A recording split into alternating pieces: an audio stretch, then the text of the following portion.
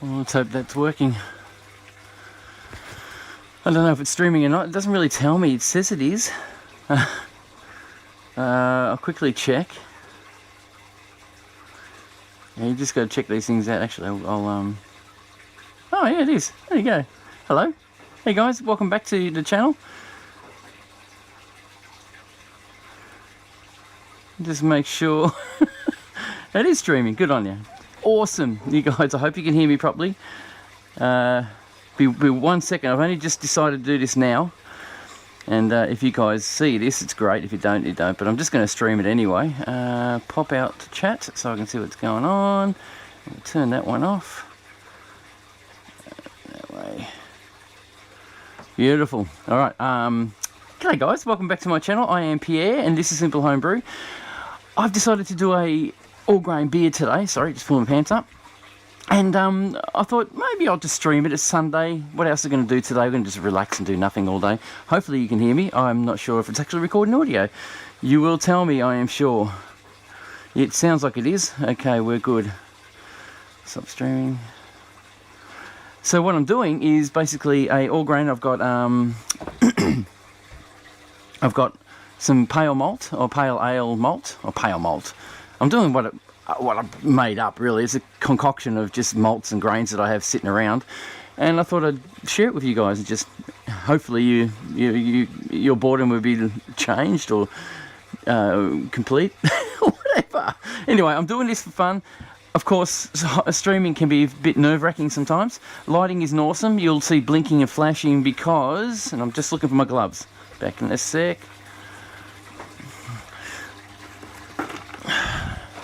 Make sure that I've got gloves on because I have problems about it. Anyway, opt change simple gift membership. Oh, okay. Sorry, I'm just looking at the chat, and the chat tells me stuff, and I don't know why, but it just does. I can't believe how quickly that went up. I went on OBS and just threw in a couple of things, got the cameras working. I thought, okay, I'm going to start streaming. It said start streaming. And it said, where do you stream from? It said, YouTube, Simple Home Brew. And it said, is it made for kids? And I said, no. Of course it's not. And it started streaming, just like that, really well. Really easy to use, I can tell you now. OBS, guys, seems to be the best free streaming system on the market. Okay, I've ground down my grains using about 1 mil gap, a bit under 1 mil gap.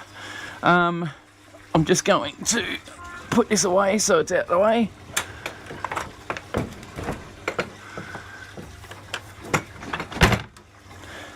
It's probably going to be boring. If you guys are watching, it's going to be boring for you. You probably step in probably halfway through the what do you call it, the process. Still trying to nut out things like the camera I've got up here, which I'll turn on in a sec. It's just the cable's in the way. It's driving me nuts. Hang on, I might be able to fix that. There we go. That might make it a little bit better for me. Yeah, so the camera's... I'll just quickly bring OBS back up so I can see what I'm doing. Oh, jeez. Like I said, it's not organised. Okay, I'm going to bring up the water. The water's heated up to 65 degrees Celsius. So we'll bring that up. Fade in. There we go. That's our little bloke here. This is all our water. I haven't put the salts in yet, which I will do now. I will measure my salts out. Like I said, I've ground down my grains. I'll show you the grains. All ground down, ready to go. And I'm just making sure it's all running properly. Seems to be working a treat. Okay, so I've got to trust this now and stop looking at it and start looking at you guys. Rightio, so now I need my salts. Can you guys see me? You probably can, but it's a bit... where are my salts gone? Where have my salts gone? Oh, they're on the floor. What are they doing down there? They all fell down by the look of it. We've got calcium sulfite and calcium carbonate. And I need magnesium, which is in my kitchen. I'll be 2 secs.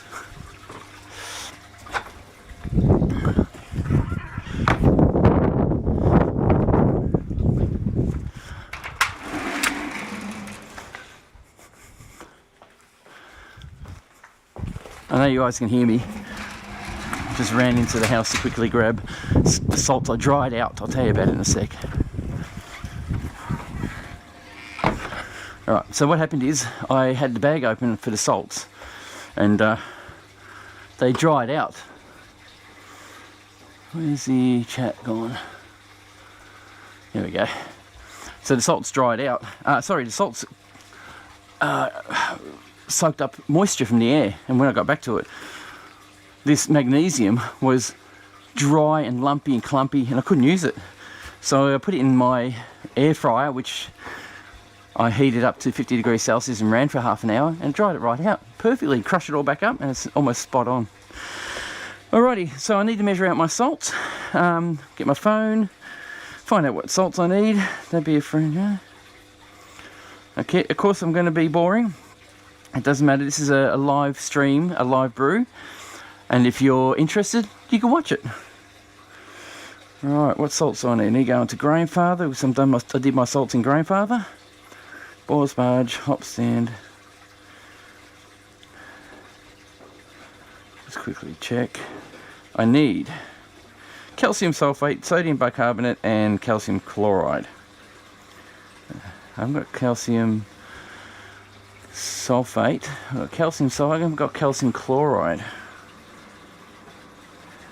I have to remove that.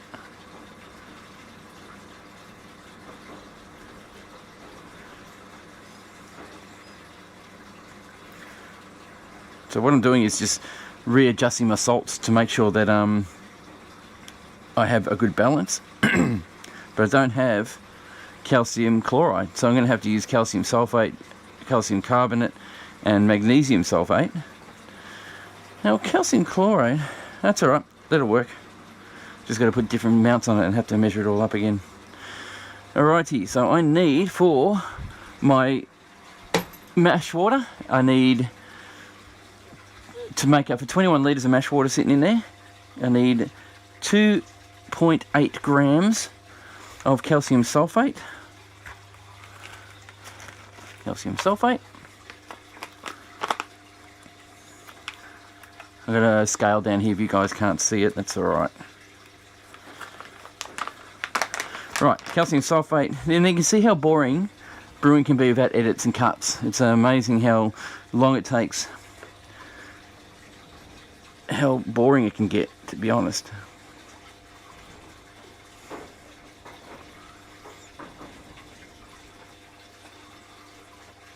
Calcium sulfate's very light, isn't it? Oh, it's a bloody fucking son of a gun of a decent minaga. I don't know if I'm swearing or not, sorry if any of you are Italian or whatever. It 1 gram. Oh, 2 grams. But that's it. 2.8. There you go, spot on. That's one measurement. Next measurement is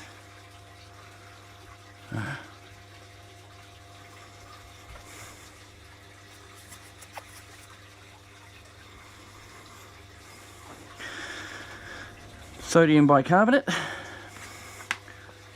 calcium sulfate. Oh, sodium bicarbonate, that's baking soda. Hang on, I got sodium bicarbonate here somewhere. What's that one? That one's calcium sulfate. Oh, there's so much calcium. Wait a minute, do I have calcium sulfate? Oh yes, I do. Heaps of gypsum, basically. Alright, I do have a packet of baking soda. I'll have to go get it. It's in the house again. So I'll talk to you while I'm going. Over here, this noise you're hearing, that humming, is actually a fermenter cleaner washer thing. Alright.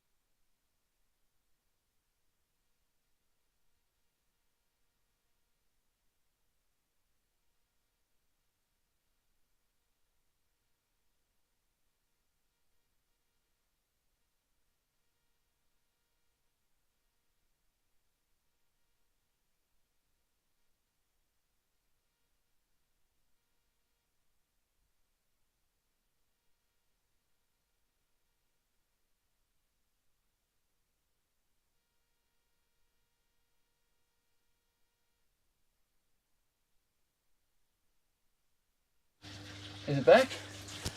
Bloody thing. Alright, got the audio back. Sorry guys, I wasn't watching the chat and I didn't realise the audio was out. I'll just put this back in my hat.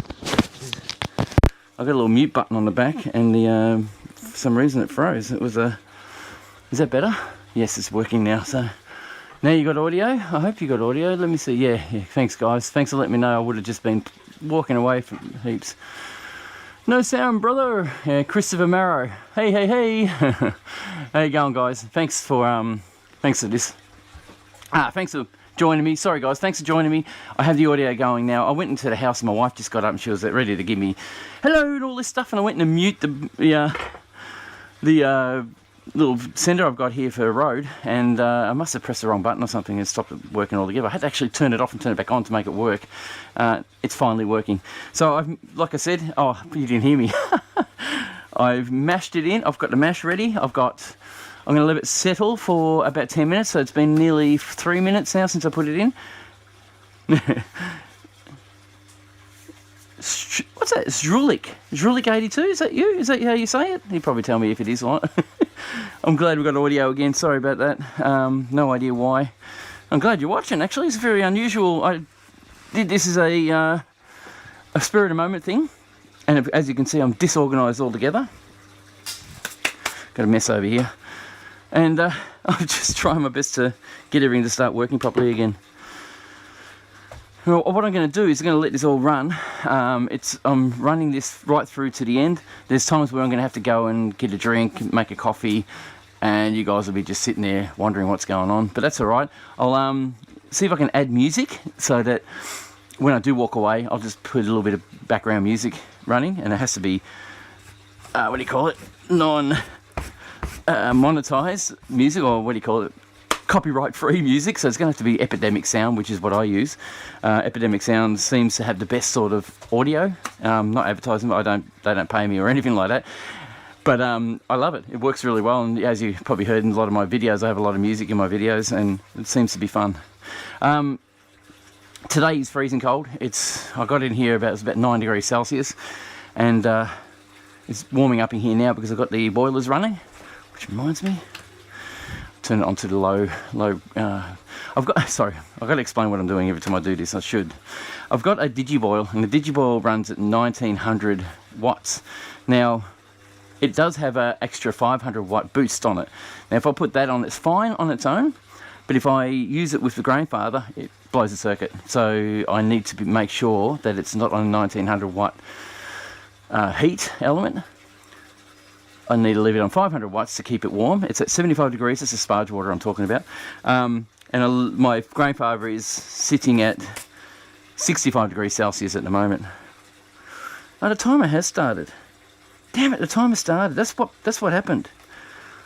All right, I'm going to have to start the mash. Oh well. All right. Damn it, I was hoping not to do that.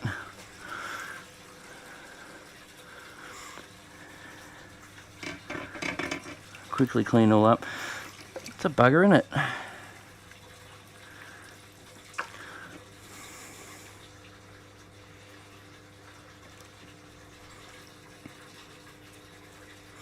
Now, as you can see, I'm wearing gloves. I want to protect my hands. In my last video, I did talk about that. I get dry hands. It's not good. And I've got to start wearing gloves when I brew, basically for hygiene reasons for myself and for the brew I'm doing. Quickly slow that down.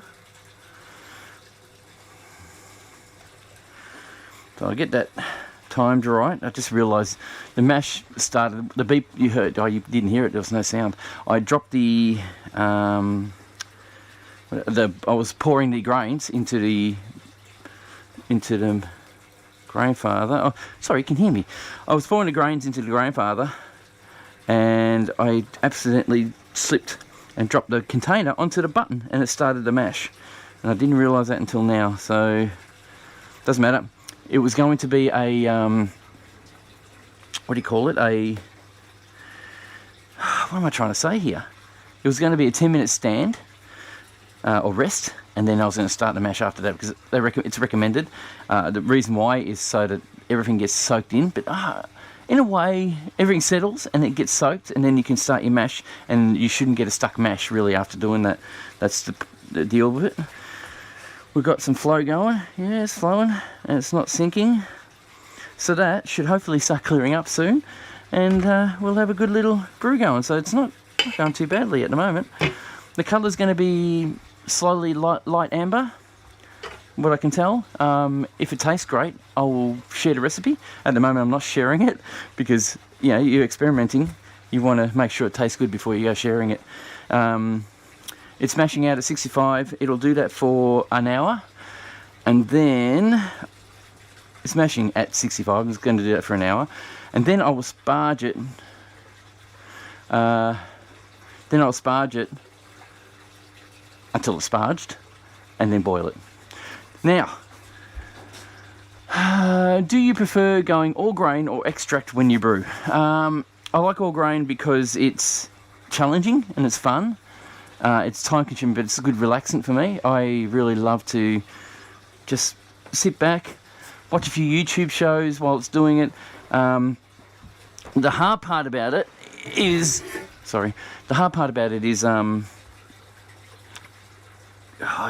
getting the recipe right.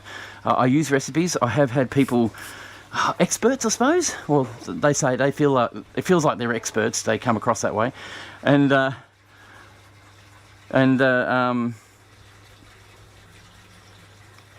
they'll tell me I do it all wrong.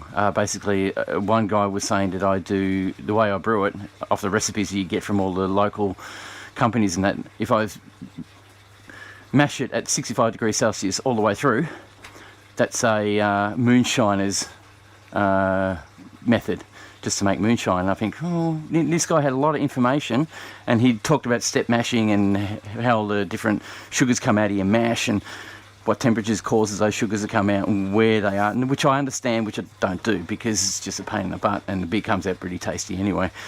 I can't understand that, but I do like doing that. Extract brewing is a different area. Basically, it's a good fun one.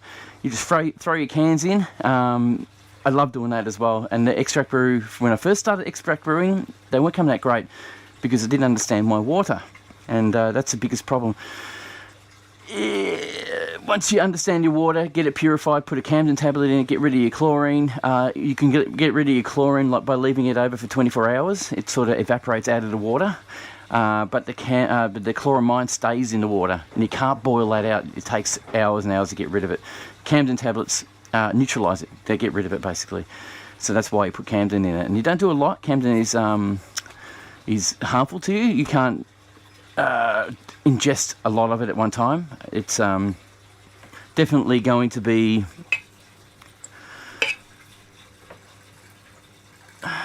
there you go. Definitely going to be cause harm to your internals.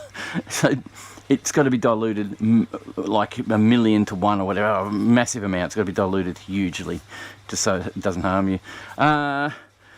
Extract brewing, you still need your water good, I believe. You should use something like clean, mineral water from the shop would be good.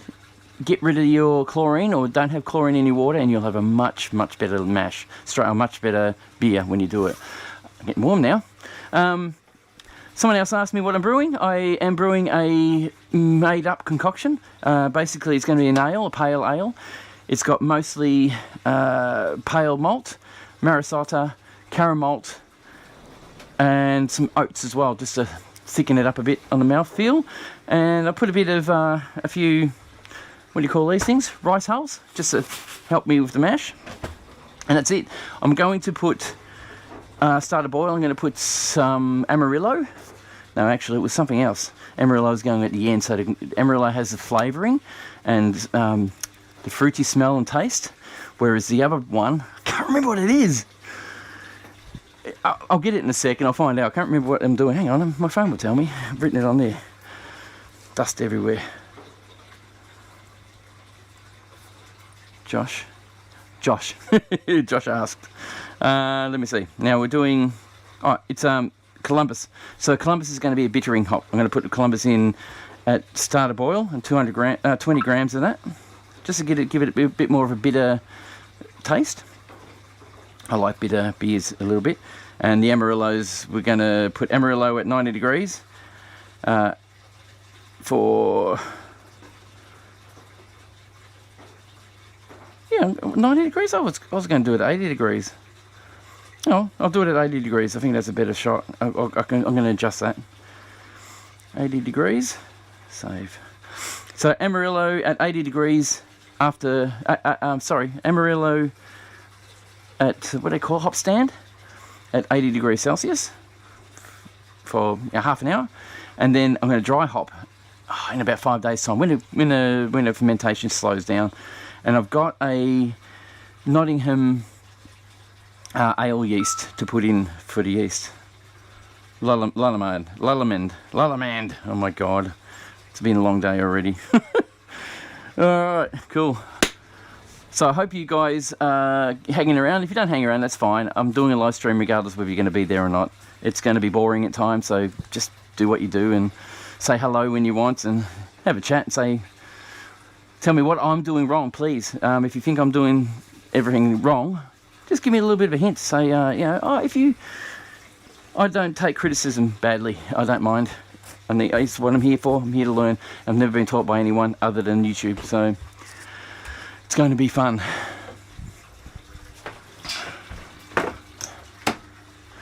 Right, while I'm waiting for that to do, I am going to clean up a little. I'm going to need that for my mash. So I'll put that. I don't need this for measuring. Oh, yes, I do. Yes, I do. I need that for hops. Alright. Hang that back up. I will talk while I'm working. That's the kind of person I am.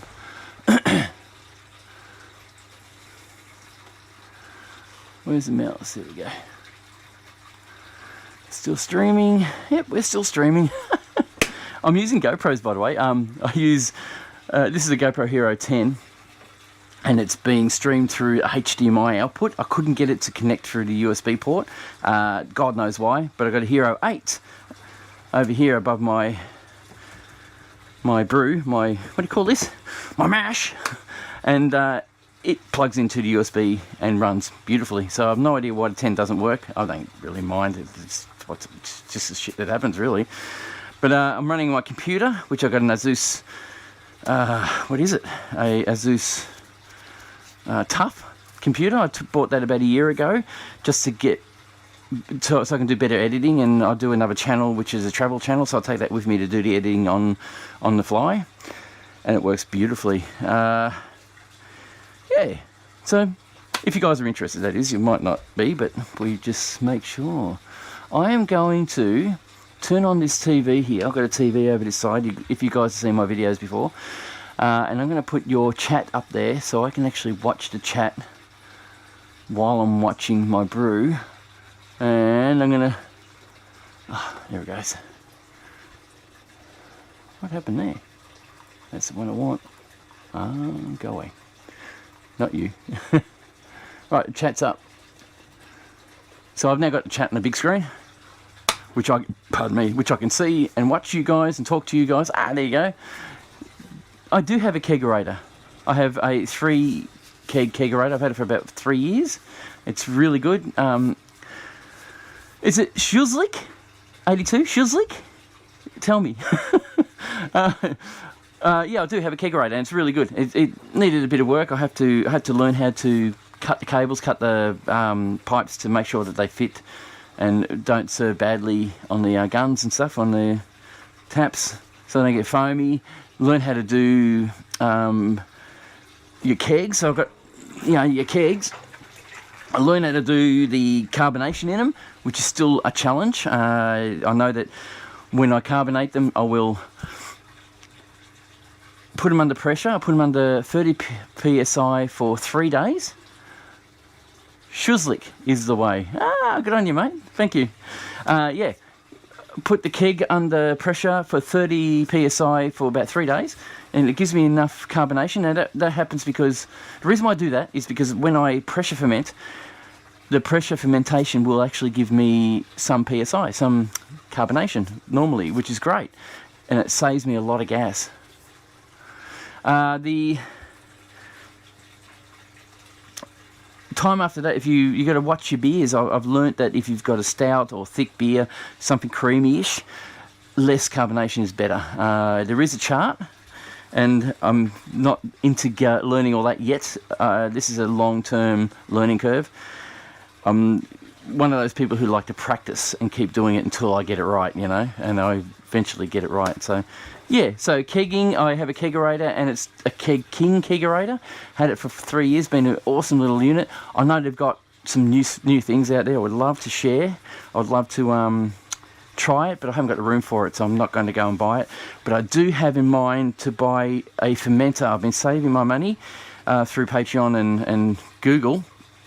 It's been a while, about 3 months now I've been saving, and I've nearly got enough money to purchase the, of course I get my own money, I'll put my own money towards it to make it work, but I've nearly got enough money to buy this stainless steel kegerator, fermenter that they've got, and it seems like it's going to be a promising little upgrade for the brew shop.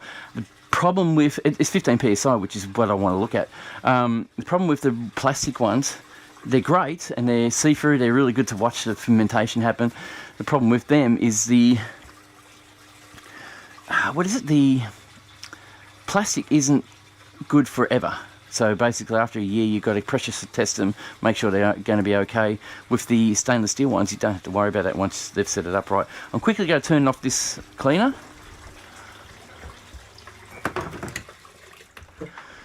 So yeah, that was my keg, my fermenter cleaning.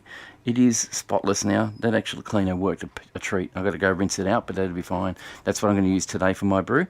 I do have the other parts still outside, so I've got to clean them. Looking for something to upgrade my systems, and I won't have to throw anything away. I do have a old Firmzilla Fermentosaurus. I have an old Fermentosaurus sitting outside now. I have no room in here anymore, so I need to get crap out because it's just too cluttered in here, and I hate clutter. It's just terrible in here. I don't know if you guys can tell, but it's just rubbish up here. There's crap everywhere, and I can't keep it clean. So it's a mess. So that's the challenge. HDMI, I'm just making sure everything's still working. Yeah, awesome. We're going good, hopefully. Yeah, so if you still want to have a chat, just keep chatting. Just ask the questions. I'll try and answer it, try and keep it less boring. I am going to concentrate on some things. I'm going to go get myself a coffee in a sec. This has 39 minutes to go for its mash. And that's it, I think. Yes. Now the noise is gone. I'm going to try and get some music for you, in the background music. So let's see how we go here. Oh. All right. Just bear with me, guys. There's the mouse. I'll add media source. Geez, I hope this works. It'll probably ruin the whole bloody stream, I betcha. Music. Nope. Videos, music. Oh, really? Surely I have music on this computer. I used to have music on this computer. Oh, maybe I don't. PC.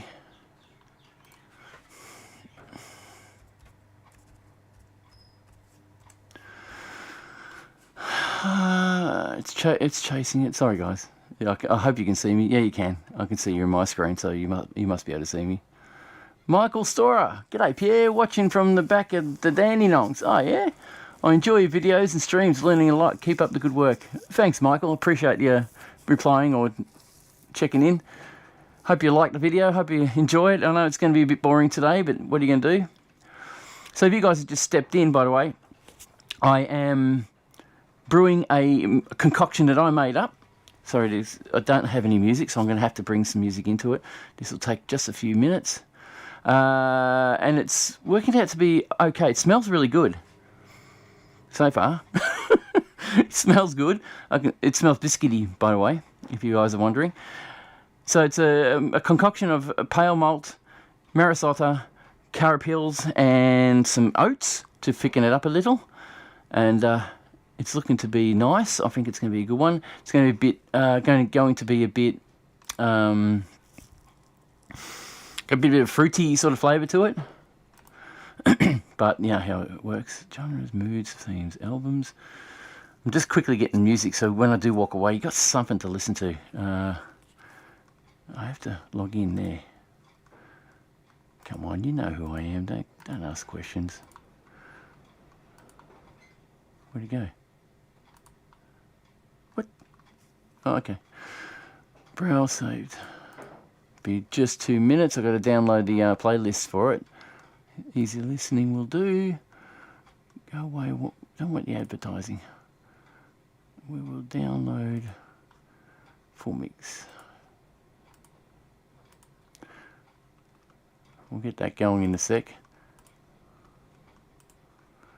And hopefully we won't be too boring. I hope I don't bugger up the stream. Probably downloading will probably ruin the stream a little. We'll try not to.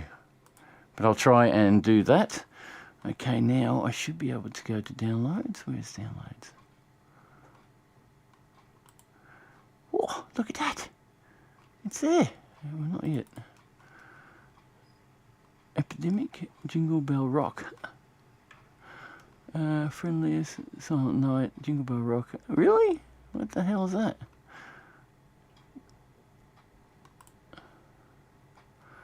We'll go.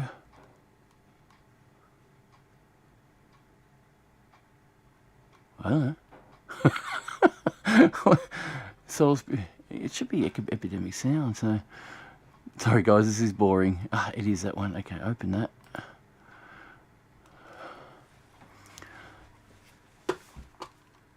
Okay, let's see if we can add.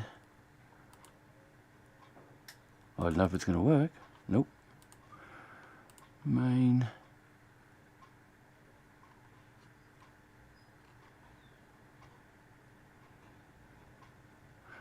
I don't know. Is it working? I guess it's not going to work.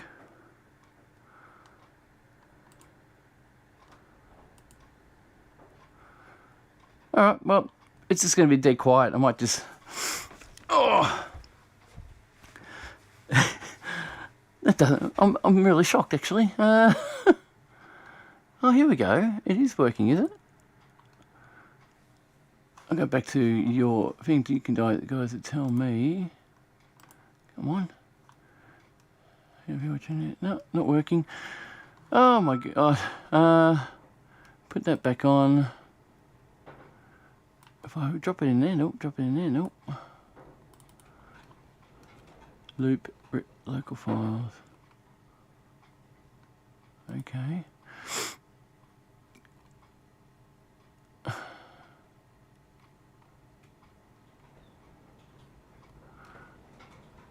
Music. No, it doesn't look like I can get it going. It doesn't look like I can get... Oh, that's not fair. Really, though, you think they would have done that, wouldn't you? GoPro 2, main. Oh, hang on. Try this. There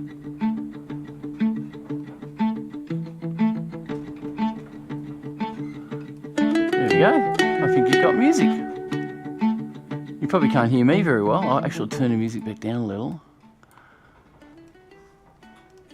I'm sure you'll tell me if I've got music or not.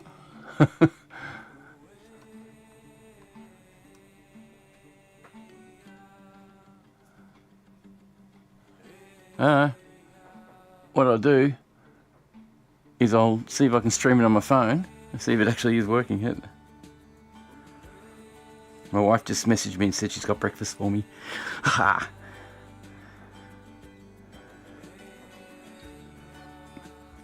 Hang on, I'll be back.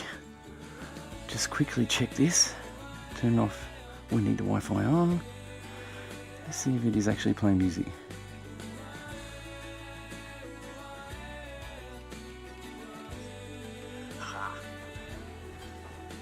It is! How's that? Thanks guys, thanks for letting me know. No.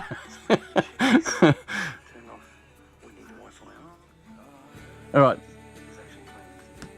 So it's definitely playing music, so that's a good thing. That's awesome. I'll add some more music so it keeps playing.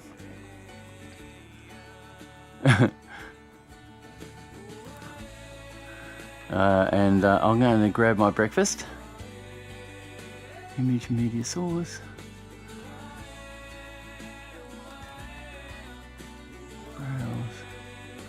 Alrighty, what's the next one? Twinking stars, no, silent night, no. What is all that? Guys, I'm glad you can hear me. June Bells, Christmas. Highland Hills, there we go.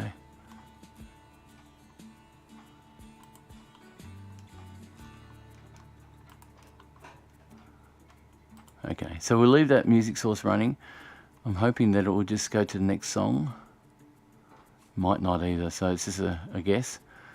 I'll quickly turn off my mic and I'll quickly go and grab a coffee and brekkie. And you guys, actually I might change this over. We want to get both cameras going so you can watch my brew for me. We will, properties, where's the music on? I'll add audio output. Media source. Sorry, I think out loud. Cancel. Here we go. Okay.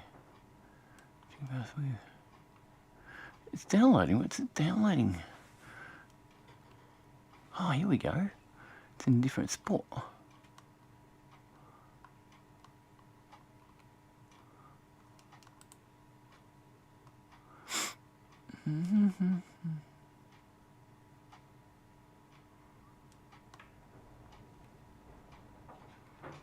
Oh, definitely not. Where is it?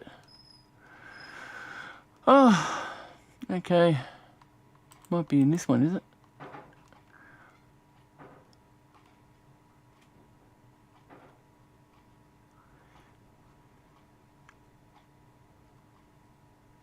How about I play you a video instead? No, I won't do that. Where is it all? It's downloading to nothing. Maybe it hasn't downloaded yet.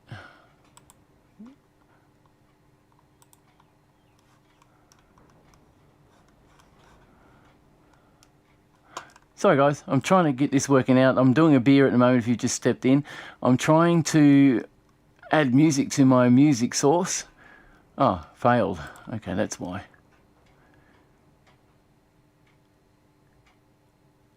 Okay, so the music's not downloading because I'm streaming. I'd say I'm blocking everything.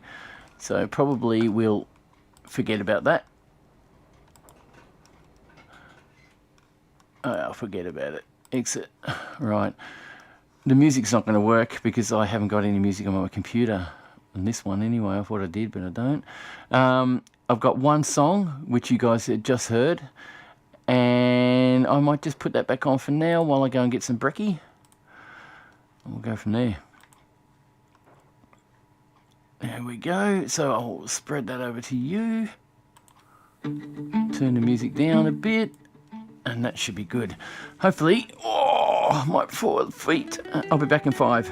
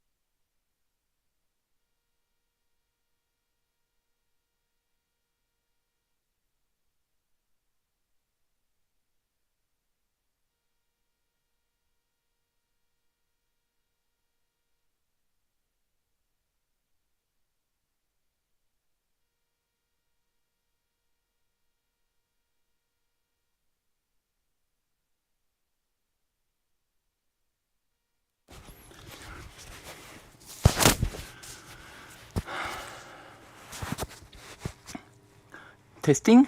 Working again. Oh, I'm back.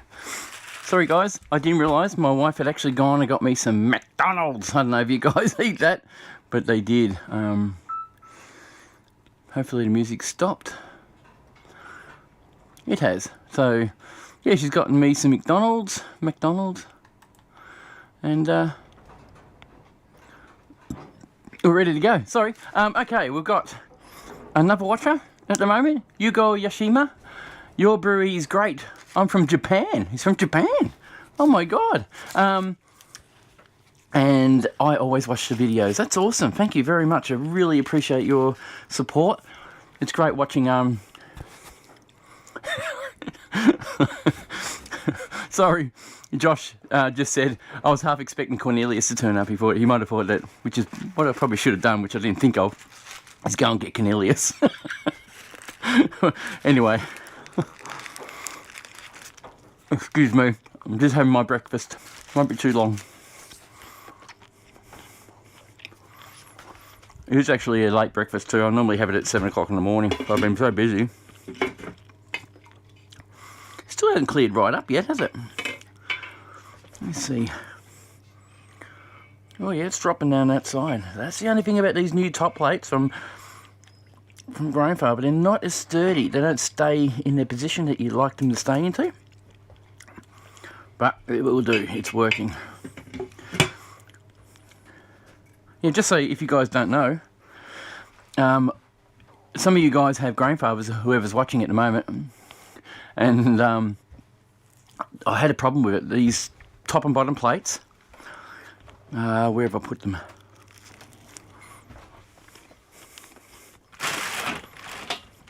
I've got a lot of rubbish to clean up here today, so I'll do that today.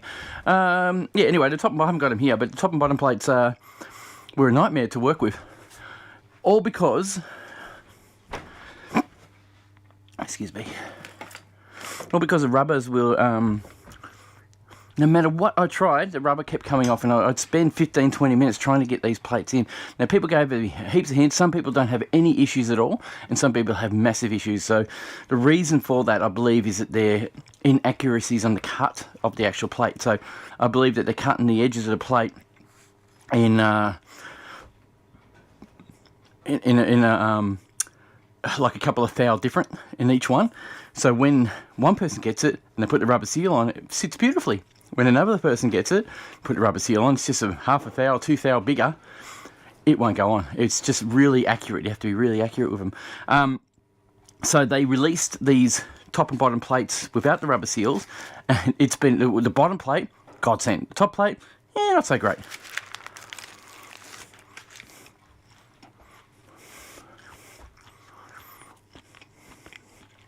I hope you can't hear me eating.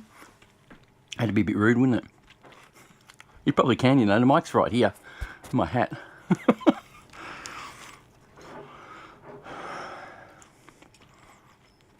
I just realised if I change over to... Right. Now, I'm going to watch this stream back later. So I'm going to check what worked and what didn't. So I'm sure that'll be interesting. Over in the corner there is all my rubbish. I'm got a plastic bag I need to fill up. Excuse me, guys. Sorry. And Brew has Brew has 21 minutes left on it. Excuse me again. I just got something in my nose. Oh, gee. That's all right. Got it. Yeah, 20 minutes left, and then we'll start sparging. Going quick. It's actually much more entertaining when I'm trying to talk to you guys. Not entertaining, but more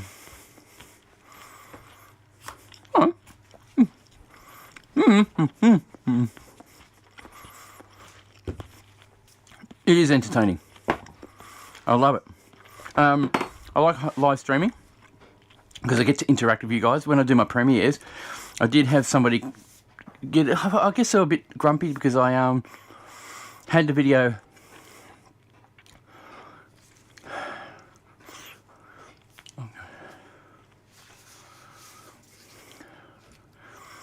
I'm sure Hugo Yoshima just asked, today I'm going to braise, but I'm sure he's mean brew and IPA, and I'm looking for a good recipe. Have any opinion to give? Well, no. If you go on Grainfather and type in Grainfather or Brewfather is where I go normally, and then I transfer it over to the Grainfather recipe system. If you go into Brewfather, there is a multitude of recipes out there, and they star rate them. So that basically, if you go for the highest star rating and look at the reviews on it, you'll get a good IPA, straight up. People out there making their recipes and refining the recipes, and there's a lot of professionals out there to do it. Oh, there's one, what's his name? Brew, what's his name? I nearly had it. He's got a YouTube channel. He does, he has his own group on Facebook, and he also does blogs and vlogs. He's a professional brewer. His name is David Heath. He has great recipes, and if you want to try them, go to David Heath's website or his channel, and he'll have links to his recipes, and he shares everything. He's absolutely brilliant. Try that. IPAs are really good. He's good at doing it. I like IPAs. Marcus Brecky.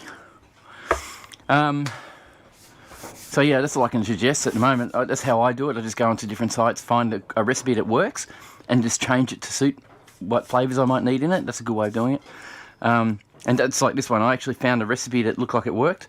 Found that they're using similar grains to what I am, and I'll just use their measurements and changed it a little bit to suit me. I wanted a more a malty taste and a biscuity taste, so I wanted to put that in it. And that's why I'm using Carapils, Marisota, and pale malt. So that works really well.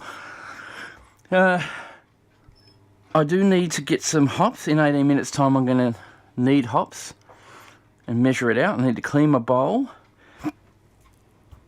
I need to put the salts away. I need to clean up. I think that's what I'll do. The next 15-20 minutes I'm going to clean up and get ready for the next batch, next step. Oh, this one's got to go into a zip bag, so I'll put that aside and put it into a zip bag, because I don't really make it resealable, this one. Alright, get the chemicals away. I've got my tilt I need to clean and get it ready. By the way, guys, thank you for sticking around and watching this. It's really good of you to be there. It's hard to do streams when no one's watching. Pardon me. But I'll do it anyway, so it's just how it is. I see a lot of regulars a lot of time come up on here when I do the live streams, which is awesome. It is Sunday, so it is a dead day. Basically, most people just sit around and wonder what to do for the day, and I'm hoping that helps with my streaming, if someone likes what I'm doing. I might just crank the volume a bit, just to see if this will clear out a little. What I'm doing, I'm just trying to... I want it clearer, but it's not really coming out that clear. It's kind of like it's a stuck sparge, stuck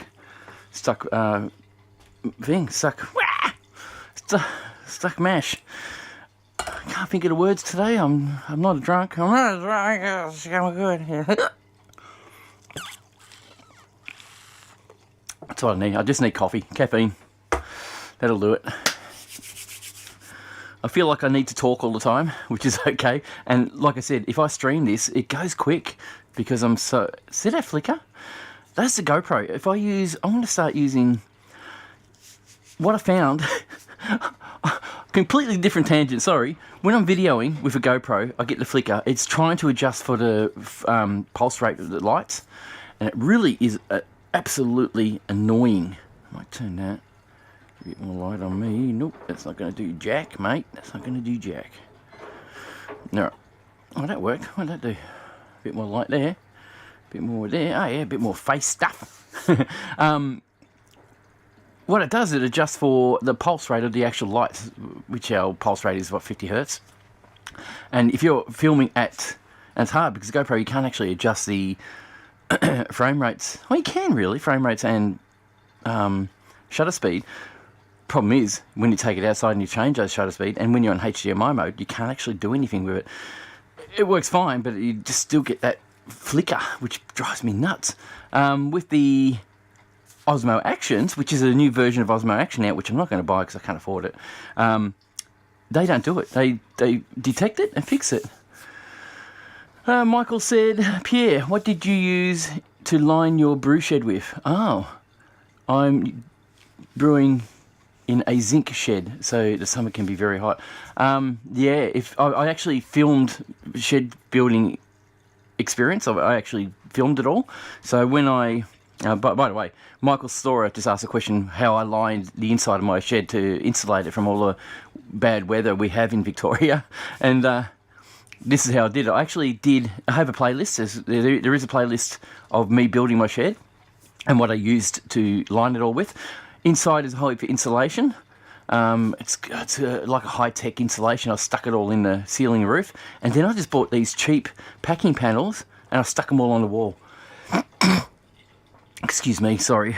Sinus problems. I've got asthma and everything else, so that's why I sometimes have problems snorting and coughing and all that stuff. So these walls were a godsend. This place heated up like a bitch. The ceiling was all steel panel, colour bomb panel, and as soon as the sun came out, my head was roasting. It was just so hot, and of course Victoria gets really high fluctuating heats and colds, so we sometimes have 0 degrees through the night and then 40 degrees during the day. It sometimes happens, and it really knocks you about a bit, but you know, and that's how I did it.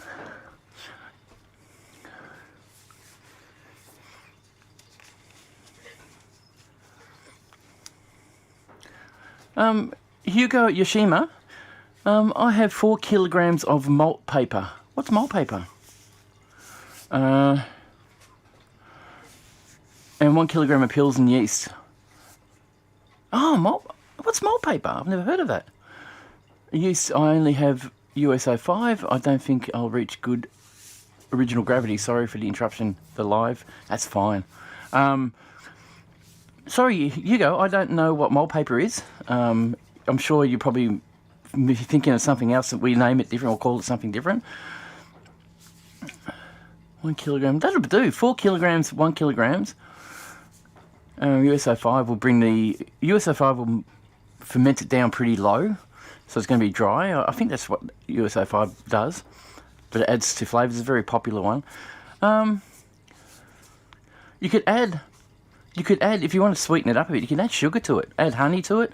Probably not honey, but you could add brown sugar to sweeten it up so you got more to ferment, to bring if you want to bring your gravity up a bit.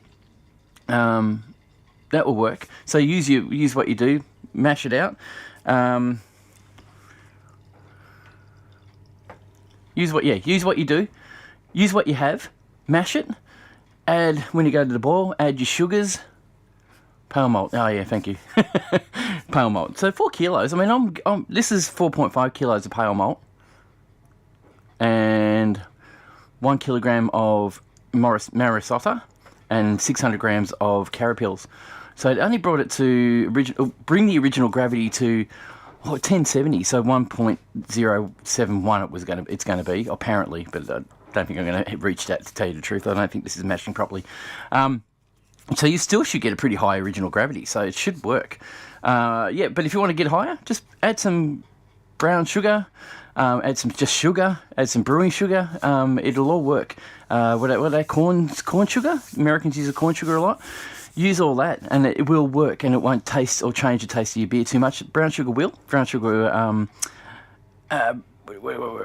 liven it up a little bit, I think. I've used brown sugar before in a couple of brews. The brews, the one I really used it and really made a difference, and also golden syrup. That one there. I use that in the Anzac Day biscuit beer, the recipe by Kegland, and it's a beautiful beer. It's probably my favourite so far. I will be doing that every Anzac, so I'll have it ready for Anzac Day and drink it during Anzac to commemorate the soldiers. Yeah, so definitely use other things from your cupboard if you need. As long as you just boil it at 60 degrees, 65 degrees or above, you'll be right. Should be right. Maybe. Don't take my word for it. I'm not an expert. Yeah, anyway. Quickly grab my coffee. I do need to get my yeast. I need to clean this out. I'll be 5 seconds. Yeah, I'll put some music back on. Probably the same song, I'm not sure. Both cameras. Let's see. No, we'll try this. Fade. There you go. It's crazy. I still got to turn the music down all the time. I'll be back.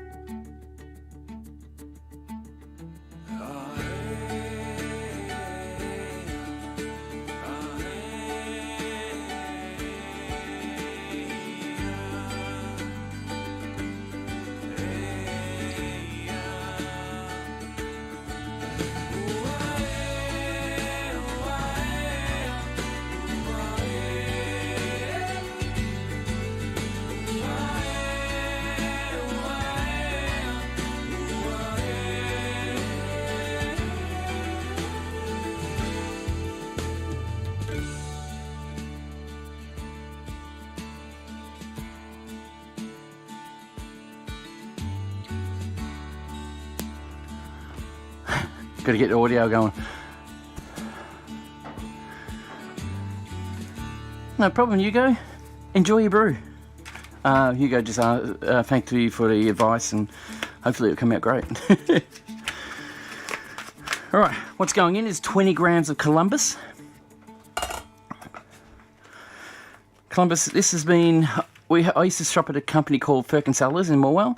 They've been closed for, I reckon, 6 months now. But this has been in my freezer for a while. And funny enough, that freezer died the other day and I had to move it all into another freezer. So that's something I need to get, is another chest freezer. That'll be a long-term one. That one, another bit of saving to do to get it. You know, that's just how it is. I'll get back to the brew here. We will change that back to there and we'll turn off the music. Oh, not that one. Mute. There you go. So hopefully that's not interrupting your audio, my audio. Ooh, it smells so good. Okay, 20 grams. You guys can't see, but I'll show you in a sec. One more. Two more. No, one more. Yes. So 20 grams of Columbus. I'm using Columbus because it has a high bitter rating. It brings the bitterness up. Apparently, so I'm going to try that. That's it. Start a boil. That's ready to go. Oh, look, it's starting to clear out a little now. Look. So we've got 6 minutes left. My sparge water is ready. So all I have to do is just bide my time and wait. Patience is a virtue. What a pain in the ass saying that is. I'm joking. Well, it is, but yeah. I'm also using, I don't know what to say to you guys, Nottingham Ale Yeast. I'm going to add that in after I've done all this. That bloody flickering again. And these are the Amarillo Hops. I got all this at the same time. It's all been in the freezer all that time. And that one is lower in alpha acids. The Columbus is higher. It's about 14, just double that, which will give me more bitterness. And I'm going to put this one in at 80 degrees, what do they call that? Hop stand. And leave it in there for 10 minutes or 15 minutes. I think that's what we do. And then I'm going to add the second one at about 5 days. That way I get a nice, beautiful aroma and flavour through the beer. And I'm hoping that will equate to a really nice beer. I will let you know. I promise you. All right.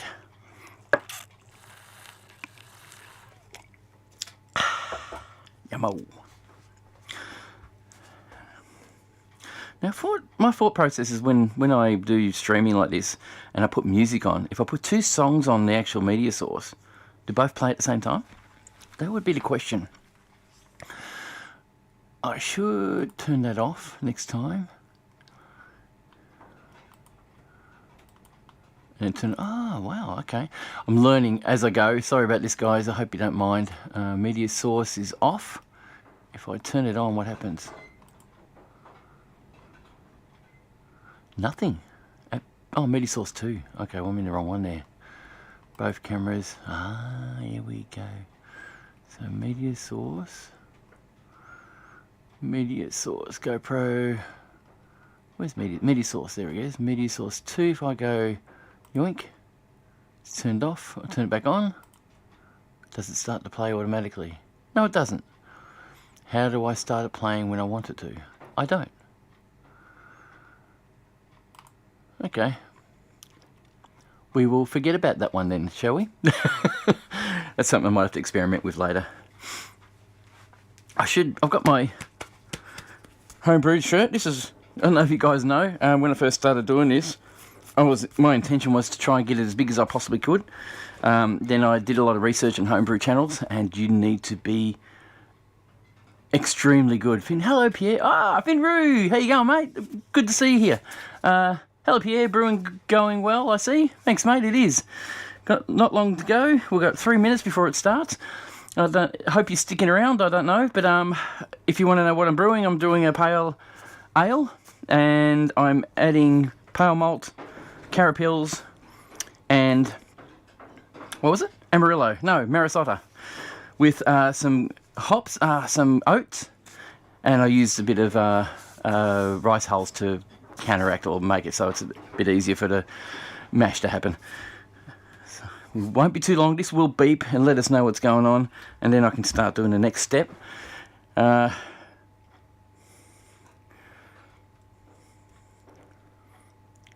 little disorganized, I'm sorry to say. Hey, if you like this video, guys, give it a thumbs up. It just helps the channel. When you do a thumbs up, it helps the channel to grow. So if you really feel inclined, just give it a thumbs up before you leave, or whatever you do, it'd be awesome. It'd be absolutely awesome for the channel. I just realised my phone was streaming while I was in, that's why I had so many problems. My wife also watches streaming videos online too, so it's going to really, I thought it would muck everything up, but the internet's getting better here, I must say, and a lot of things are happening and it's good. So what I've done is on my grandfather, I've got the phone hooked up to my grandfather and just watching it work. Now I've had this grandfather for 3.5 years or so. Been a great unit, just a lot of things I had to iron out. If any of you guys own a grandfather, you probably know about the little issues they had. For a very expensive machine, it really is strange that they didn't iron out those little problems, like the connection to the tap, to the hose. This bloke, the one they had on there was terrible. It just leaked. It was horrible. So I put a quick connect on there, quick connect system. Actually learned that from David Heath's website. And changed the top and bottom tray or plates to make it more streamlined, so I didn't have to sit there mucking around trying to get it on for 15-20 minutes, which is true. I took that long to get the bottom and top plates on, bottom plate mainly. And then halfway through a brew, the rubber seal would just pop off. It was just disgusting how they worked. I spent another $80 on the new top and bottom plate to replace that grandfather had created for it, and I'm glad they did it, because they should have, I mean really, they should have done that ages ago. Mash step. Prepare for spudge. Okay. So now,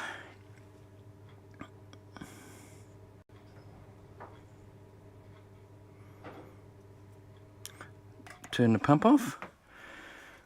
We'll drain that out and get the lid off. Ooh, here we go. Here's the exciting part. You guys can't see my face when I do that. Hello. Yes, I'm a 50-year-old kid. Alrighty. That's off. Put that down there. Grab the handle. So it's cleared out a fair bit, but not as much as I would have liked to have. But the colouring's looking pretty good. We'll bring that up. Hopefully the camera will still see what's going on. I'm probably going to have to open that window soon. So I'll let that drain through a bit. And pop this off. I'll just see what it looks like underneath. Hang on. You guys are probably interested too. I'm not sure. Let's have a see. Let's look-see.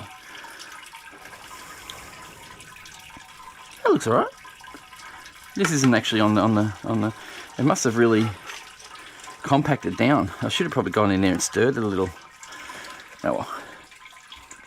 Got a bit of sweetness to it, which is great. That's what we want.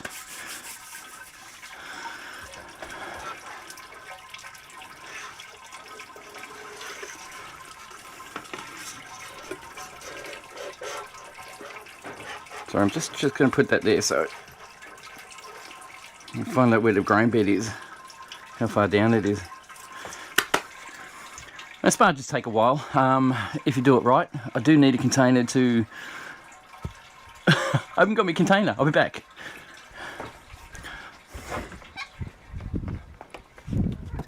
You're probably going to hear the TV running in a sec. I've just had the container put in here. Yeah, you can hear the TV, I'm sure you can. Hang on. Heading into my bathroom is where I rinse it out to make sure there's no dirt in it. I know it's a bit weird. I am inside my kitchen at the moment, and in my past videos you guys would have seen the kitchen. Right, I'm heading back out to the shed now.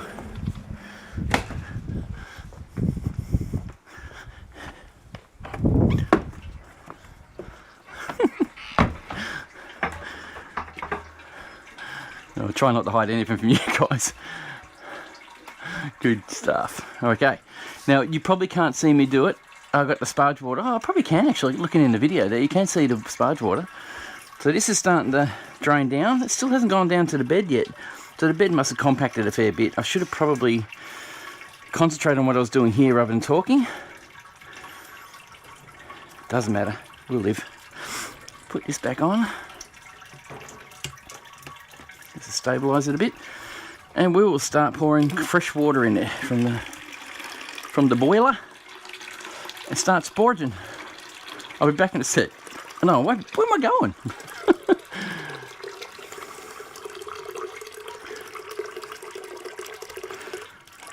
Right, we've got a problem with the video here, so I'm going to fix up the position of this video here for the grains.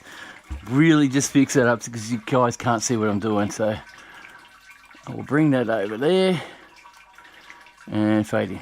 There you go. Is that better? Marty and Jamie. G'day, Marty and Jamie.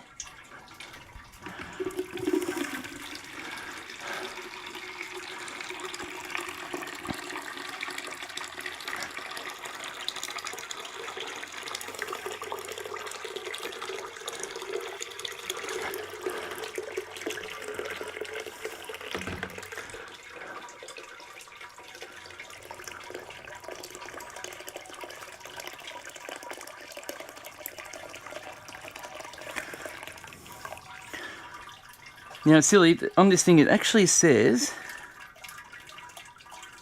do the sparge water, and as you're doing the sparge water it'll heat it up. It'll start heating up to 100 degrees while you're doing it, and it also says put in the amount of water you put in. Now I reckon I've done about 4 litres.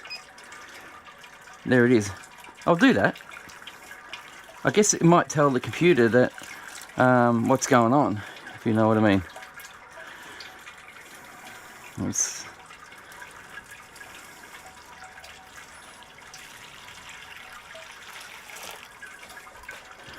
Like I said, it's going to be boring. It's going to be time consuming. If you're interested in brewing, this is fun. Cheers, Marty and Jamie. Sorry. Hey, you shouldn't breathe in your own saliva. It's not good. Sorry. All right, so I cleaned this just then with the what do you call it? The keg cleaner thing I got from Kegland. It's not awesome. If you're going to buy one, see if you can find something a bit more higher quality. Pretty sure Keg King do one now, and I think it's a bit better. This one is flimsy. It falls apart as soon as you put it away, and it takes about, it's a pain in the butt to put together all the time. Just so you know about it. Excuse me. Shit. Alright, so this is full of, while it's draining, I'm going to clean my keg, my fermenter. It's full of soap at the moment. So I'll fill it up and I'll give it a good rinse.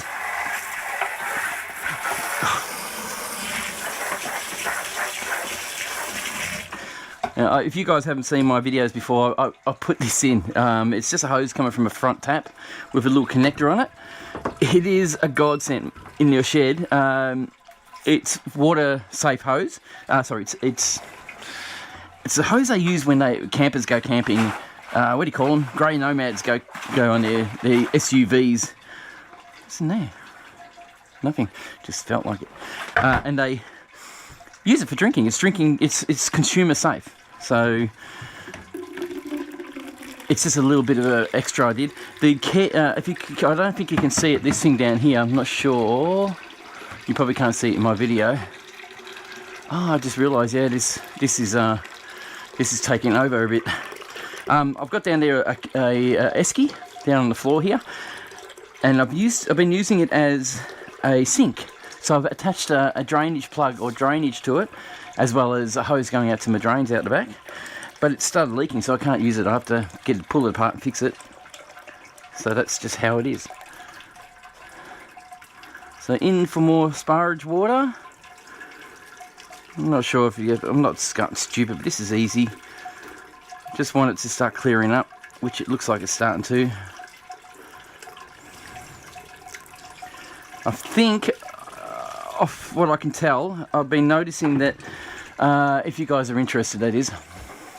Finroo, sparge water's at 75 degrees Celsius at the moment. Well, it's at 74 now, but usually it's 75. So yeah, so I'm going to boil it. Yeah, sparge at 75 to rinse it right out. Sorry, it's just a recommendation on the system. I really haven't done all the studies on how to get the exact or the full potential out of the grains, but most of the time I get a pretty good result from doing this anyway. And what was I talking about? Drainage, esky, sparge, doesn't matter.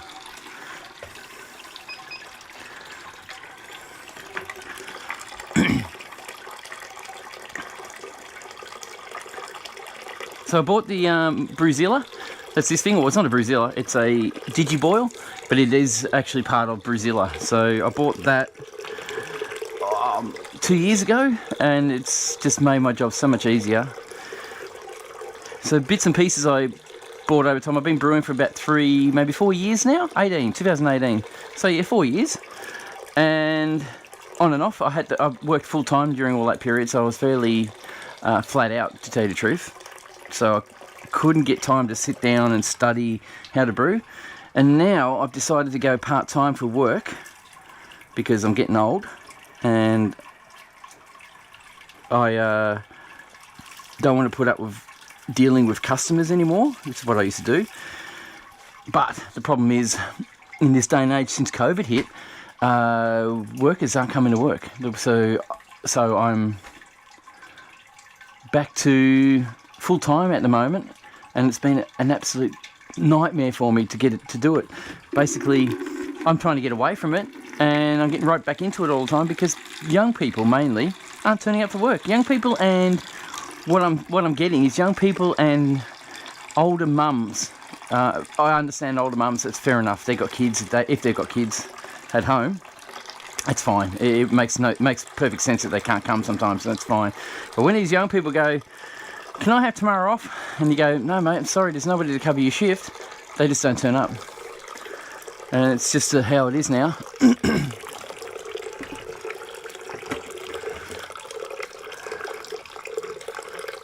And someone did say to me that the world's gone to crap when it comes to employment and workers. And anyway, that's me whinging. I'm done. I shouldn't do that. That's wrong. I'm not at work.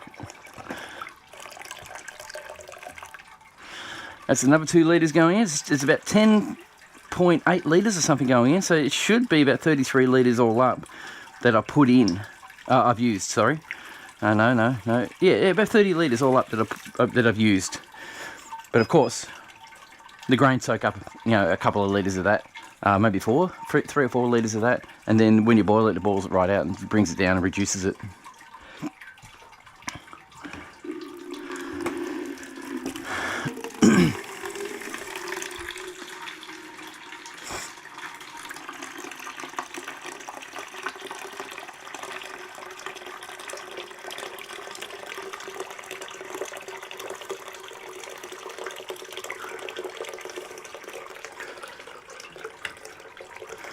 Almost at the end of the sparge.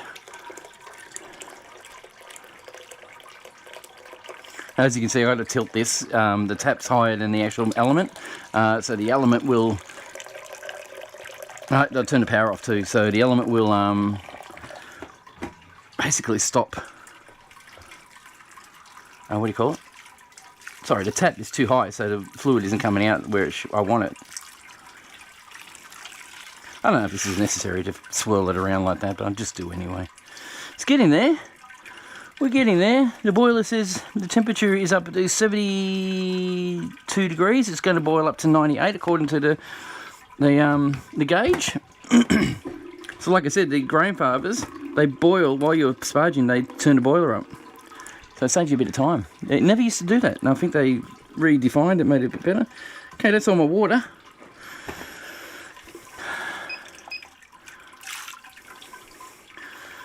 All my water's done, so I've just got to wait for that to drain through, which might take 10-15 minutes to really drain out properly. And while I'm waiting, I'm going to clean my fermenter out. I still have a couple of components to clean over there anyway. Let that finish its sparge. Like I said, 10 minutes, give it some time. It'll drip, drip, drip, and it'll be noisy. And I will widen that view for now, so you guys can see what's going on. Bear with me, I'll just make it so you can see a bit better, or see more area around the, what do you call this thing, the grandfather. There we go, so you can see a bit more floor area.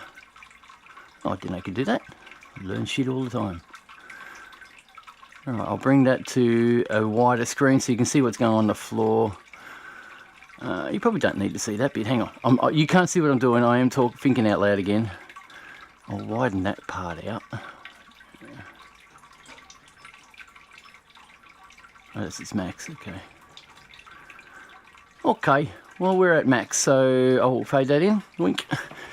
I might just bring that.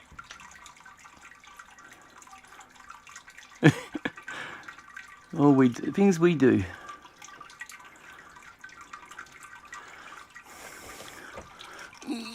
There we go. That's good. I like that. That'll do. You can see the counterflow cooler there. Alrighty, so I'll go tip this water out, rinse it out a little bit more, and then I've got to clean all the other bits out as well. So I keep looking at myself down here. Sorry guys, I keep looking down there and a bit of a knob. Oh, well, be 2 seconds.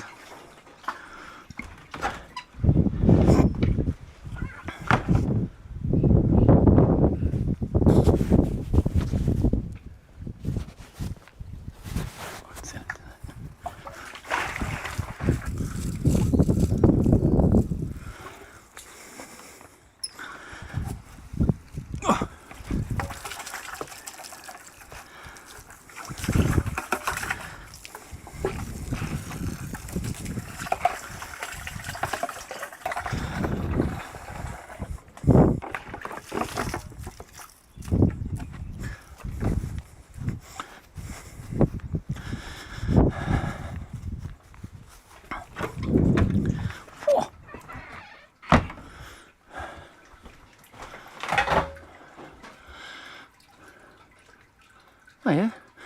Okay, I just learned something.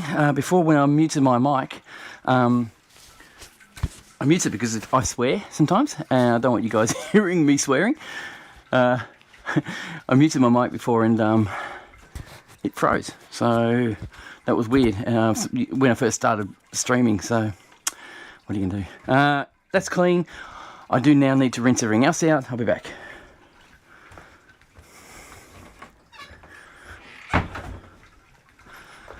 I'll get the music going for you. What we got? Media source on. And we'll bring the volume up. Where is it?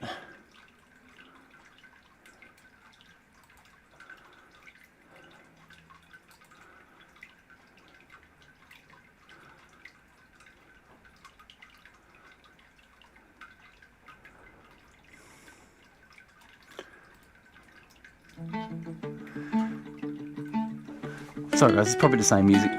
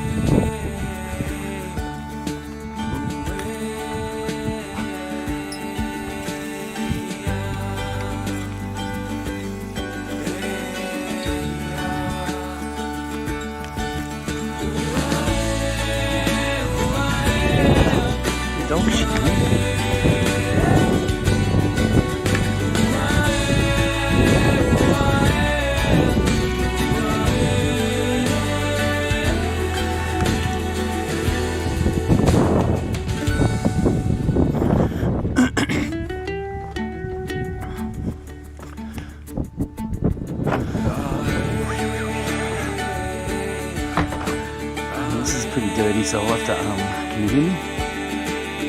Yes, you can. Now you can hear me over the music, hopefully. So I've got some cleaning solution over here, which I use for the keg, for the fermenter. So I'll just soak this in here for a little while because it's not very clean.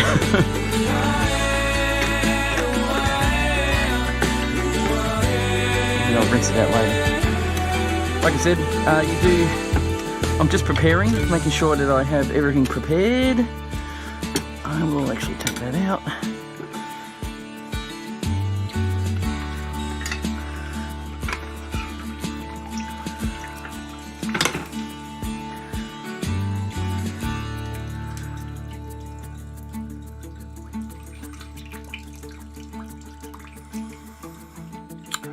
You can see me, I don't know. This is the pump. And like I said, it tends to fall apart, so I've got to be really careful. But I need to clean this stuff.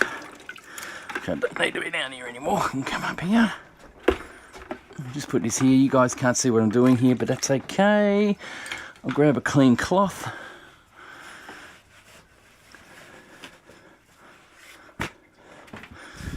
And I will clean.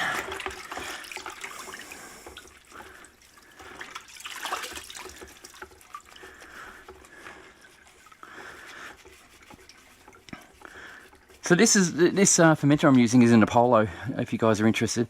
The Apollo is a Keg King product, and it's probably the best fermenter I've ever had. It was given to me by them, by the way. They actually contacted me and said, "Oh, you need some new equipment. Come and see us." So I did. And they were so welcoming, really good people. I urge you to go check them out. Go check out what they've got. They've got some really good inventions that they're doing. Will over there is quite a good inventor. He told me a story about how he found the idea for the spundy. If you guys haven't seen the spundy before, where's the spundy? I'll get one for you so you can see. Here's one. I bought one and they gave me one. So the spundy is a little mini pressure relief valve. It's adjustable and it's tiny. It works a treat, and I couldn't go wrong. You can't go wrong. I've been using these and they've been really good. He said he had an accident and he was in hospital, and he was thinking, I'm pretty sure this is how it went, I'm not sure, don't quote me on it. He was just sitting there thinking about what he could do to improve products for their company, and he came up with the spundy while he was sitting there in the hospital. So that was a really good story, very inspiring. And it was one of the best inventions I've ever seen. If you like pressure fermenting, Spundy's the way to go. It's just tiny, it's not in the way. Better than a blow tire and all those. The blow tire is pretty bulky. I believe that they're getting improved upon, but still not awesome, I must say. So that's clean. I will put these I'm going to poop them. I'm going to rinse them in fresh water to get the soap off it, and then I'm going to soak them in sanitizer. Alright, this is still draining, I can still hear it. It's getting there, the temperature's at 79 degrees Celsius. This can get turned off. Go back. Guys can hear me this time. I'm actually going to the back tap of my house. This is what I used to do, but because I haven't got my drainage in the shed at the moment, I have to do it this way. It must be weird, you're watching my video and hearing me talking. I'm outside playing with my equipment. I'm not playing with my equipment.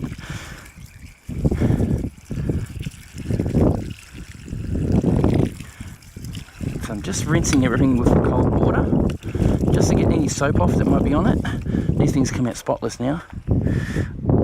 Here, I'm coming back now. So what I've got is a clean item. What I have to do now is fill it up with sanitizer. Now, it's really windy outside, so I'm being really careful with the door, sort of. So I've got some sanitizer left in here, so I'll pour that in. Now, I do reuse my sanitizer, mainly because you're sanitizing clean products. The advice has been that if you reuse it, just make sure your pH is up, so you got high acid. That's the point of it, is basically as soon as the pH drops, it won't do its job it used to do. That's the serving side. Hey Pierre, enjoy the rest of your brew day. Cheers, mate. Oh yeah, Finru, thanks mate. I don't know when you sent that, sorry, I wasn't paying attention.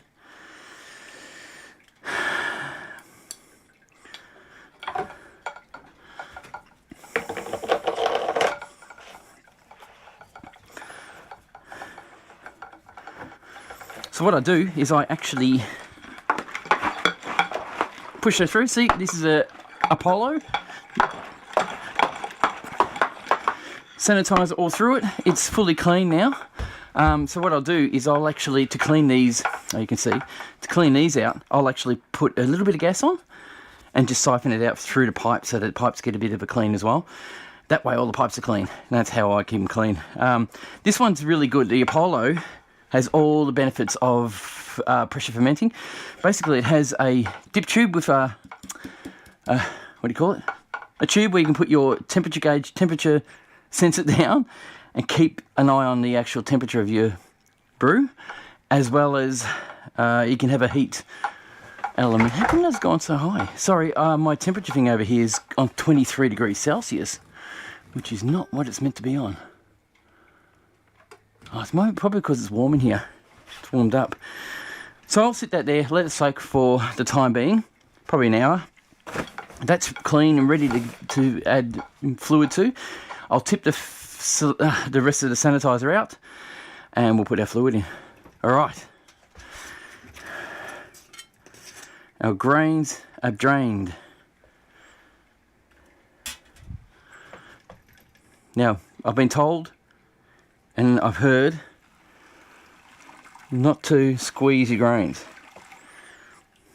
But I've also been told, and I've heard, that it doesn't matter. And to be honest, I've never heard it, seen a problem with doing that.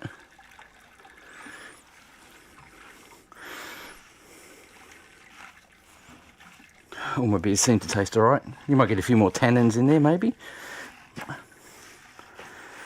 I've still got a fair bit in there.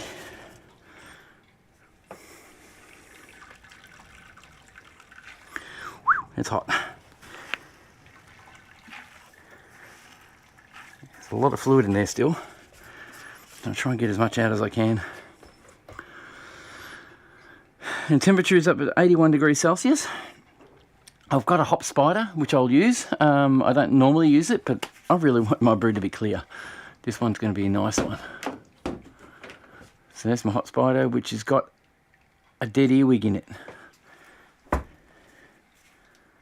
It's still there. That's a dead slug. It's not now. Guess what I've got to clean? Oh, jeez. That's ridiculous. How dirty they get. That's sitting in the shed. How do bugs get in your shed like that?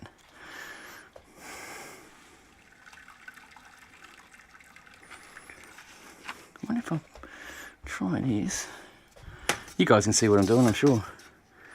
Trying little tricks of the trade, I suppose. See, look at all the fluid. It's still very wet grains, and it's all beer.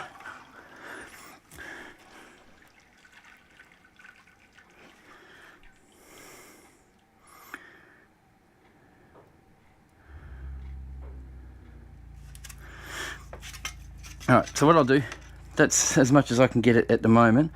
What I normally do is I will place the grain basket in my bucket in this, and that will drain off a bit more over about half an hour, and I'll actually tip that in. That gives me a bit of extra, so don't waste too much.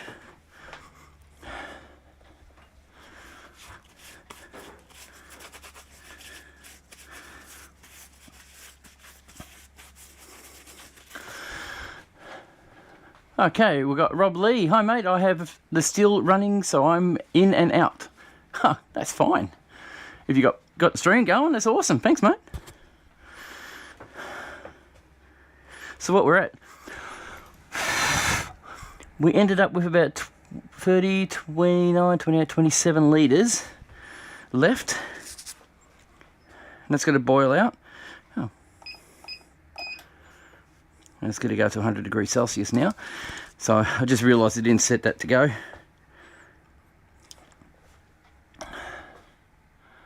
Michael Eade. G'day Michael, how you going mate? Appreciate you stopping by.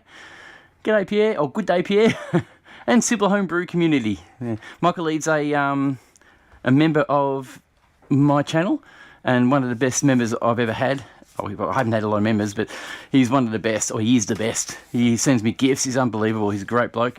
I'll show you what he did. Sorry Michael, I don't want to put you on the spot. He sent me a temperature controller, just for the heck of it. Give me some more technology to work with. It's absolutely great of him. He also sent me a temperature for oh, that reminds me. Yes. I will get it. And I'll try it today. Where is it? Where did I put it? This shed is such a mess.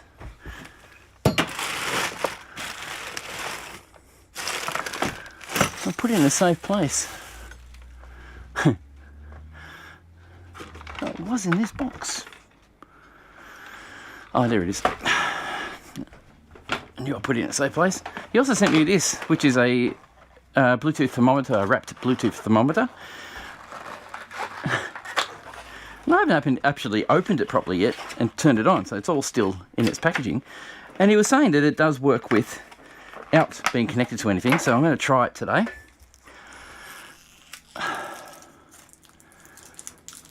And these two items, like the temperature controller for the fridge and the thermometer, is part of a system that Kegland have created called Wrapped, R-A-P-T. So these will connect together. Wireless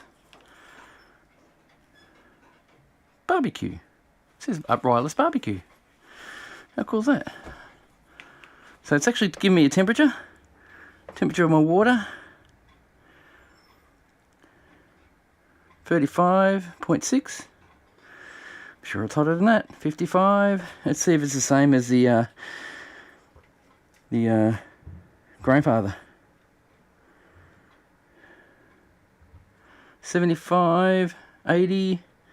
We're getting there. Be hotter down the bottom than it would be at the top though, even though heat rises. Might as well try it out, eh?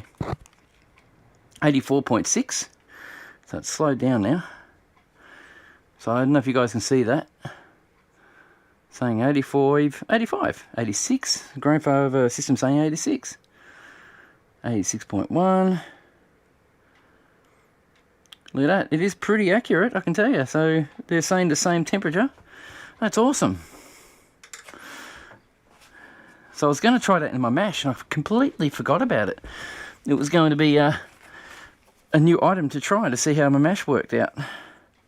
I hope so. Take the nub off. Jeez, what a dingbat. What did I say about dingbats? That's why it was taking so long to register. Yeah. That's awesome. That will come in handy big time. Where did the knob go? Down there. That is great. Thank you, Michael, for this. It's really good of you. Bluetooth, so I'll register it on my Bluetooth since I'm standing around waiting for this thing to boil. Nope. Come on, what are you doing?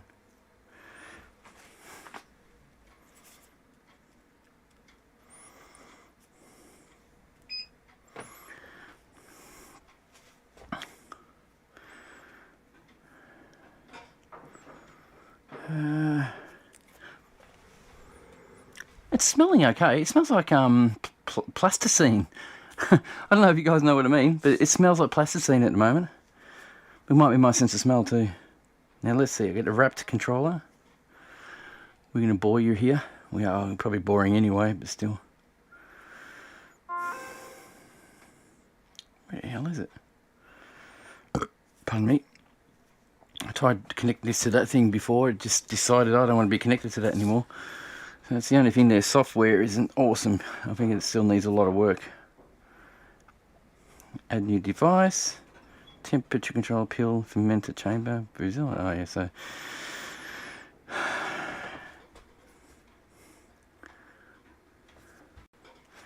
Okie dokie. Obviously can't connect that one because it's not in the list. Profiles, dashboard, tools.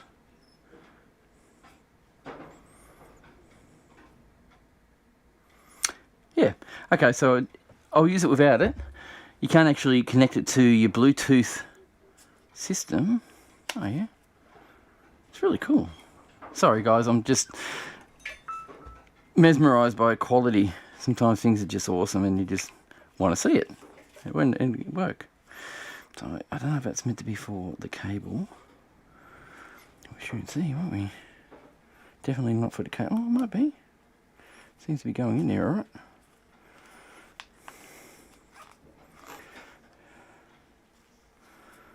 I don't think it's for the cable. There's a little thing at the back here. I thought maybe the cable could wrap around it, but I don't think so. Anyway, that's another little cool device. It's in Celsius and turned off. Turned on.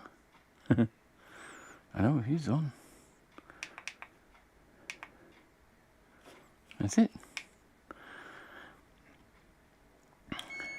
Alright. I will learn how to use that in near future and it'll be right. Okay, great to see you using the wrapped products. No worries, thanks. The Bluetooth will only work in a wrapped product only. I understand. Oh, thank you. I just realised what you're saying there.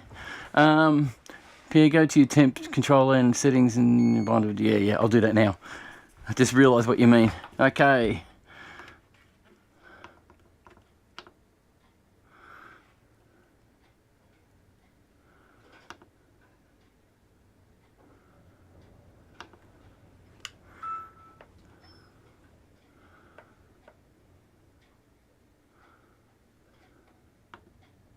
Press select to unbond. Okay, oh, it's bonded. That was nice and quick and easy. So that is now bonded. Thank you. Good advice, Michael. So now, funny enough though, the actual unit is always telling me to connect something, but it doesn't connect to my internet, which I already had it done, but it's disconnected again. Now it won't connect up. I don't know why. we'll go back to the wrapped. Back. This works like an iPhone, this thing. There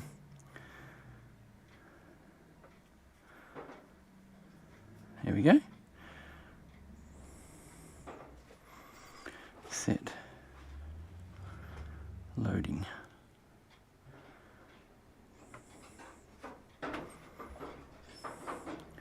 I'm being boring, I know, but this is an all-day brew. Well, 4 hours. And I'm doing other things while I'm waiting for it to finish. So yes, so it's definitely not connecting to that anymore. God knows why. So I might redo it. Edit.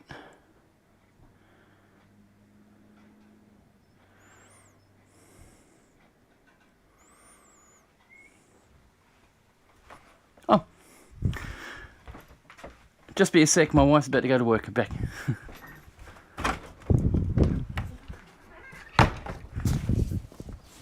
It's alright.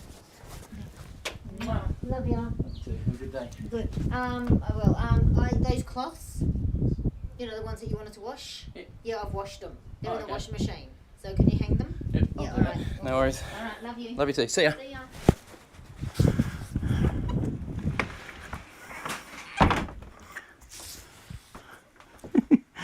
You probably heard everything, no? I thought you might have heard all that. Work. Sorry about that. You don't want to hear all that, that's just soppy. Okay, what we're doing, we're going to, this brew's up 92 degrees, my phone. Let's try and get this going while we're waiting for that to boil. Troubleshoot. Validation, this device lost connectivity and is asking to register by resetting the device authentication. Okay, how do we do that?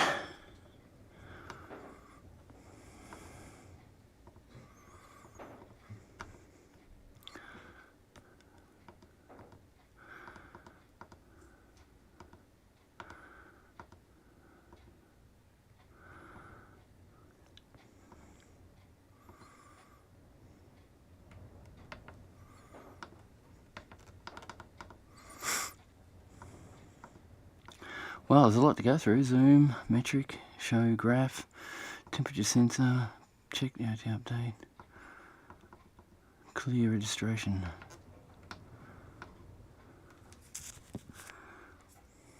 Okay, redoing it. Oh. It's actually working. Registered device, MAC address, yes.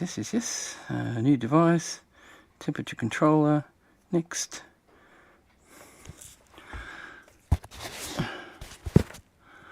It's making me type the MAC address in. 94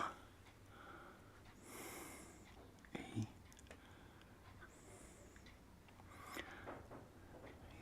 860 EO 0 3318.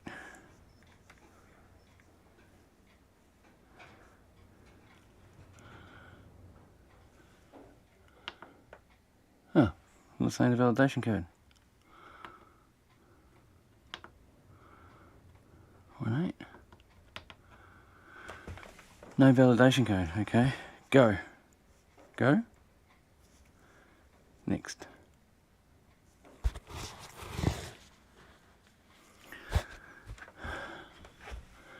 There is no validation code.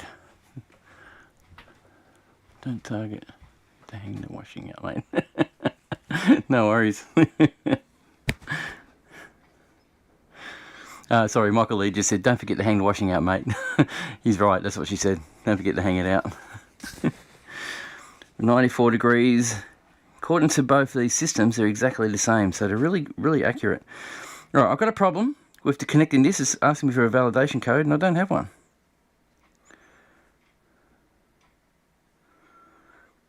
So 6 characters.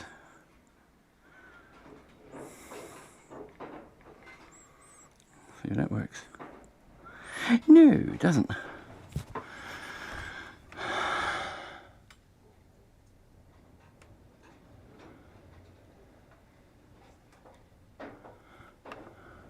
register.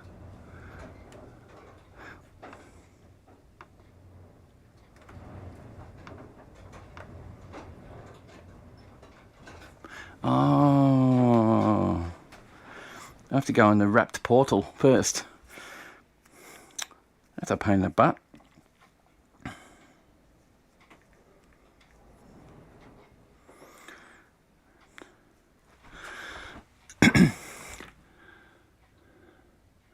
Oh, app.wrapped to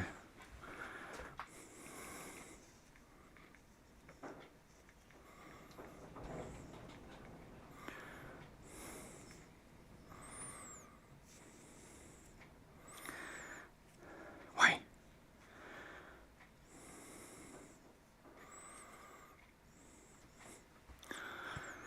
Alright, I have problems with this always.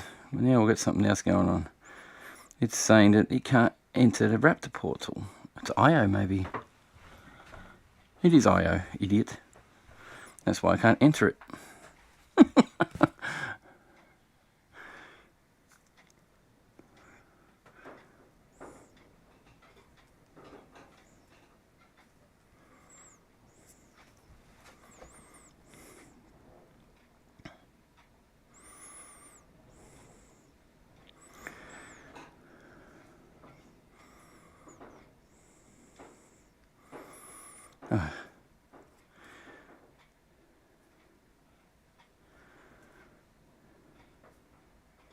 Oh, for frick's sake.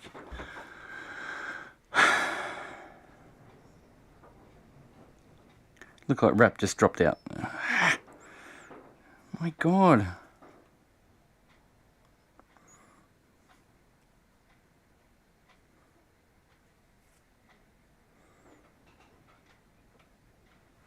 Ah, I see what you mean.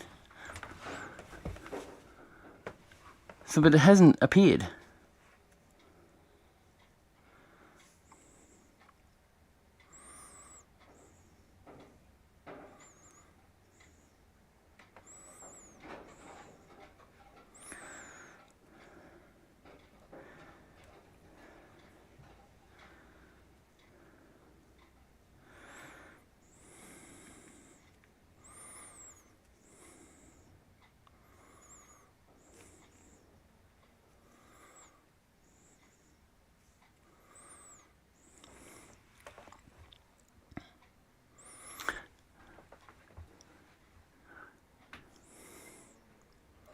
Alright, I'm going to have to stop because this is going to boil over in a sec.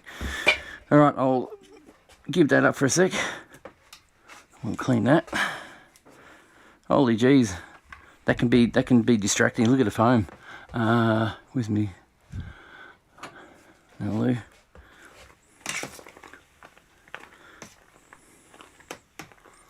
Alrighty, so who in there pulls all the foam off? Watching over here, sorry. Who out here takes the foam off and throws it away? Because that's the reason why I keep it, is because it's full of proteins. It's full of proteins, and that gives you the mouthfeel in your beer. It will settle out anyway and go, but what it leaves behind is awesome. So that's why I keep it. It's up to you if you want to keep it or not, but definitely the reason why I keep it. I just have to quickly... I was talking to you about my spider. I have to clean it, but I can't leave this, so that is not going to be used. It's dirty. It's just going to get thrown straight in. It's only 200 grams, 20 grams, so it'll be fine. Bugger. I do have a Camden tablet. No, I don't have a Camden tablet. It's already in there. I do have a, what do you call them? This thing. To clear it out. Irish moss. What do they call it? It's Irish moss anyway. Compressed Irish moss. My memory is so bad at the moment. I must be bloody alco or something. It's normally what happens, isn't it? Sorry about that. It would hurt your eardrums if you got headphones on. Got to think about all these things when I'm doing a brew is, you know, oh look, we're getting a bit of a roll. Give a few more seconds. I have to open this window now because we're going to get steam. I do have a fan that is for my bike riding. I try to exercise. Michael Storer says he keeps the foam. Yeah, Michael, they do. I've watched a few videos where they pull all the foam off and throw it away. I really don't know why. I guess that some people have a different idea on how to do things. This is how it is.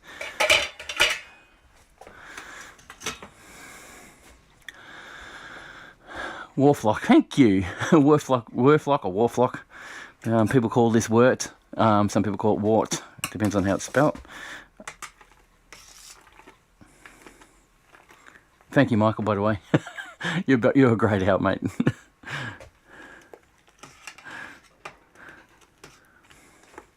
And normally I'll do this in the afternoons. I've got a lot of things to do this afternoon, so I did it this morning. I'm doing it now because it's just nice and early. People are getting up out of bed probably late today because it's a Sunday. And I need to do stuff this afternoon. So I had a box trailer I just sold. Yeah. Michael Lee was just saying the foam is only protein, which is true. That's the reason why why they keep it. The protein, if you pour your beer into a glass and you get that ring around, what do you call it, the lacing you get around your beer glass, that's the proteins sticking to the side of the glass. That's usually what keeps it there. That's what I know anyway. Michael again, you guys, if you're on there looking at the chat at the moment, Michael Lead is a world of information. Guys, if you want to chat to him on Simple Home Brew Group, go for it. He's obviously a really educated brewer. He taught me one thing about glass. When you clean your glass, to clean them properly, I started doing it, but I thought it's just too much work. Beer still tastes the same. So sometimes we have a really spotless glass for no reason after washing it, and sometimes I'll have a little bit of muck on the side of the glass. It's not a problem for me. I don't mind it at all. Well, that's saying it's boiled. I will get my hops in. This is 20 grams of Columbus. That's for bittering. That's in. Couldn't put in my spider, of course, which is a pity, but that'll bitter it up nicely. Yeah.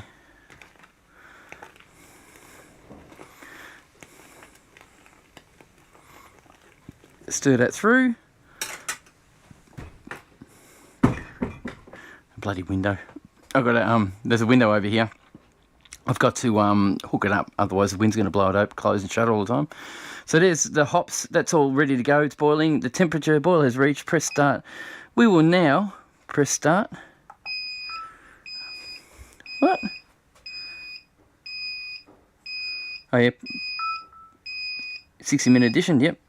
Now it's starting. Right, we've got a rolling boil. I've got to keep my eye on it. It's going to foam up. We know that. Just bear with me. It smells really good though. Those hops come out, they smell really nice.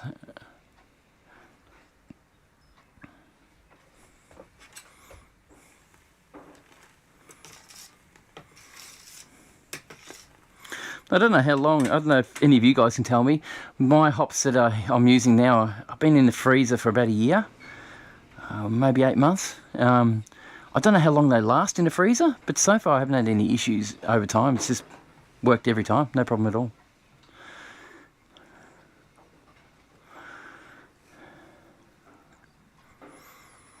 Now it's boiling. This is drained off a fair bit more. I don't know if you can see what I'm doing there, but it's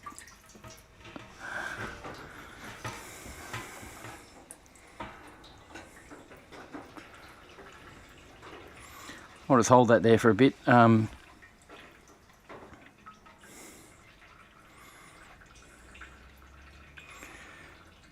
actually draining off a little bit more, so I'll just look. I can get another glass of beer out of this.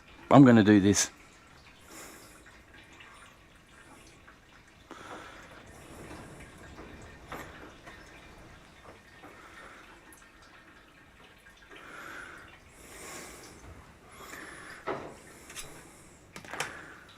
That window's shut.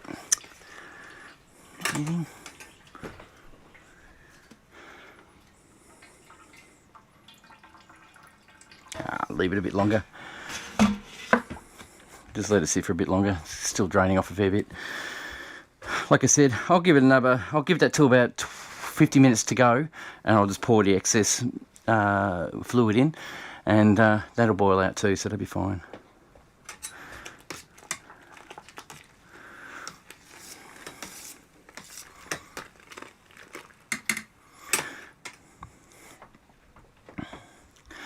I'll just go hook this window up so it doesn't fly out closed on me all the time.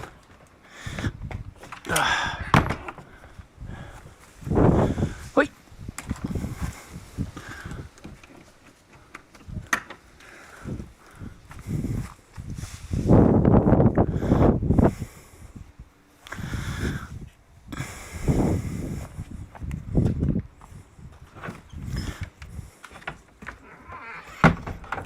Also, I got something to show you.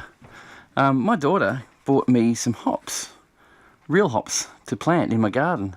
East Kent Goldings they are. Floral, fruity and herbal.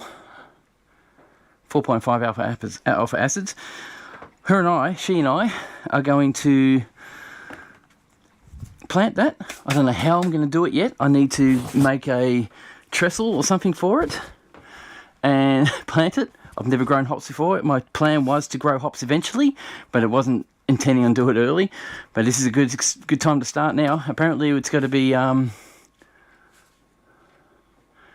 yeah, sorry, Michael just replied on what I said about the hops being frozen for time. They were in a vacuum sealed container in the freezer, and 12 months he said, probably a bit more if they're vacuum sealed. So there you go. So it's pretty good to know that. Little things you don't look at, you know. So far I've been using hops. I used a pack of vacuum sealed hops that was nearly 3 years old, and it was perfect. There's actually a brew over here that I've got to transfer into a keg today, which is something else I have to do. When this starts, well, it's boiling now, so that's fine. So when this is on its way, I will have time to transfer some stuff into my keg. So I'm going to clean up my mess here. Get ready for that. Basically, it smells awesome. The hops came out good. I'm not going to whinge about it. I'll pop this away.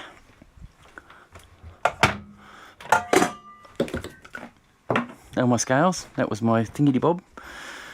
I'm going to use a tilt today. Put that on my computer out the way. It is...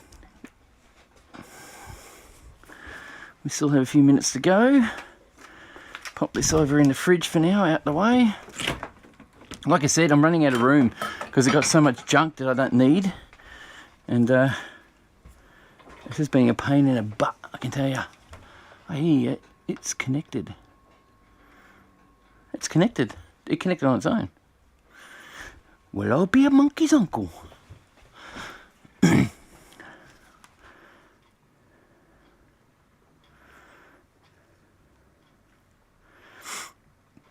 But that's not something I'll have to work on later. Okay, that can go off for now.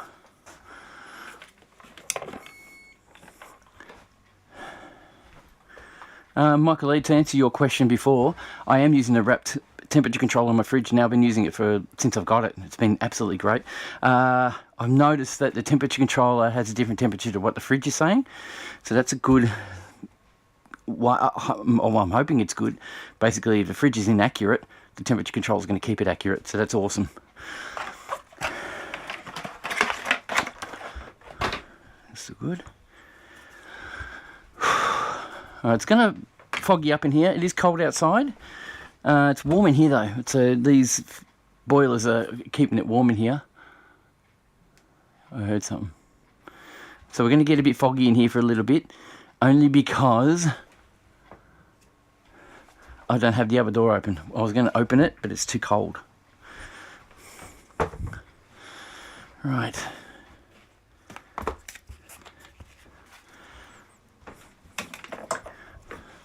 Rubbish. Move that. They're getting used today, or one of them is. It gets washed.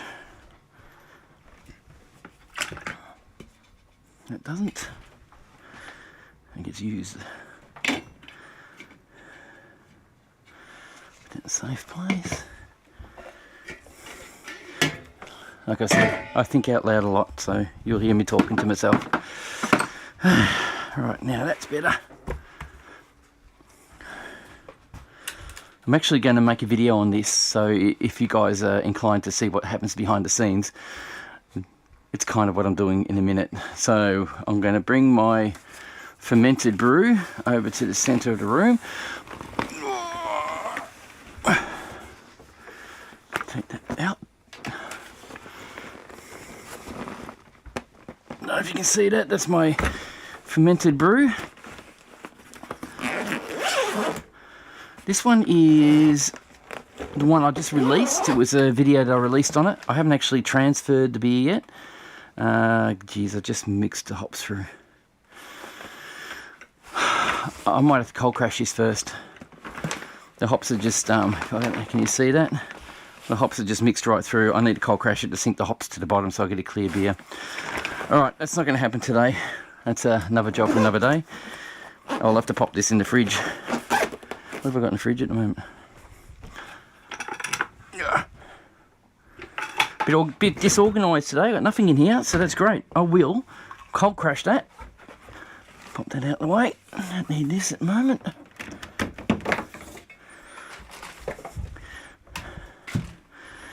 And this is the hassle of being in a brew shed like this. There's not much room. You just got to make do. Let me take it out of its insulator. Drop that on the floor. Oh, you son of a bitch. Right, I'll mix that all up. Bugger. It's not something I wanted to do, I intended to do.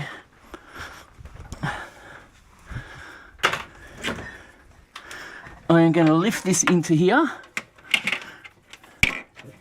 That's a sensor for the probe for the cooling. That will fit in there, no worries. Remove that. It is still under 15 psi. I will put that in the fridge and it will drop pressure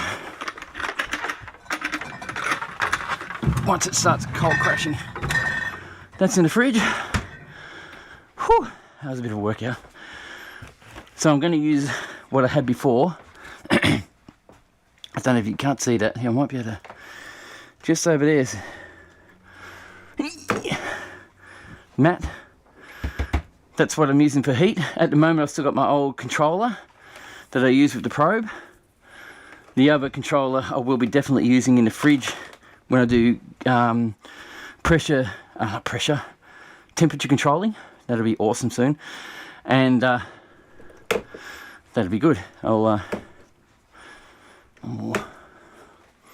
that'll do. When I do temperature controlling, that's the one I'll be using, will be the wrapped one. And that will come up soon when the heat comes. We are, like I said, Victoria, some of you know, we have 40 degrees Celsius days. Sometimes we have it for 3 days in a row, sometimes we don't. Sometimes we have 35 degrees Celsius for 5 days or 10 days. It just happens. And then it drops completely. So we need control over our temperature, especially with our brews, to make lagers and things like that. And I think I'll be using that to make a lager. I tried doing a lager a while back, which was a canned one, which is an extract, which I'll do again as practice. And I'll do it properly. I'll do it at the 12 degrees, 14 degrees Celsius that they recommend, and go from there. At the moment, it's not the right time of the year for me to do it. I know it's funny to say, weird to say that, which reminds me, this is 50 minutes. Weird for me to say that, but lagers, doing temperature controlling in the summer is easier for me, because I've got the fridge. Because it's harder to warm something up or heat something up than it is to cool it down. Why is it sitting like that? Yeah, that's why. Okay, so I've got a fair bit of fluid in there still. So that's going in. And I'll cool it down for a sec. And then we'll bring it back up again in a sec. Won't take long. I've already got hops rummaging around in there anyway, so I might as well put a few more grains in there, shouldn't I? So what I'll do now, just to, if anyone's still watching, I can't tell, this system doesn't actually tell me how many people are watching at the moment. That'd be good if it did. I'm going to, what's this little notch do? What am I trying to say here? Going to tip out my grains. I'll tip it out in the backyard. Use it as mulch for my garden. Oh, here we go, participants. Nope. How about manage moderators, toggle timestamp? No, it's not much there. Got a few people watching, which is good. Allow gifts. Opt in for a chance to get Simple Homebrew 1 gift membership. Nah, I'm not going to get you guys to do that. I was hoping to be able to see how many of you are here, but it's not letting me get in there. How do I do that? I shall experiment. You can see I haven't done live streaming for a while, or a long time, much. There's a live stream. I need to go into subscriptions, library. Would it be? Oh, there you go. There's 8 people watching at the moment. What's this one do? Go live. Oh, here we go. I can actually see it here, which is that one. There we go. Now I can see a bit more. Verify to continue the session.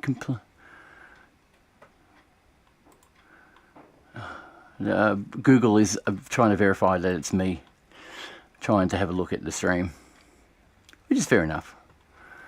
So verify it's you, complete, sign in, use your security key.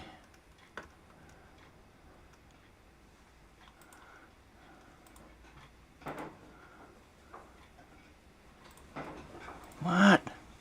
Try again. Where's my phone?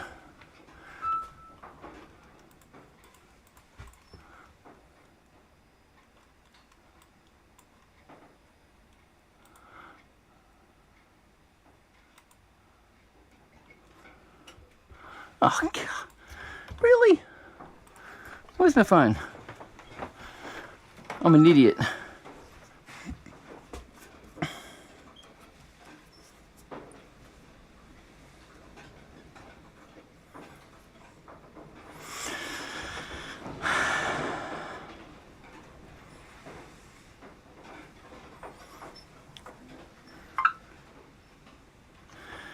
All right, we're in. Jeez. Oh, I just lost another another watcher just for me doing that. Unbelievable. So cool. Okay, now I can see a bit more what's going on. I shouldn't be watching my own live stream, so I should be able to get rid of that. But it's not.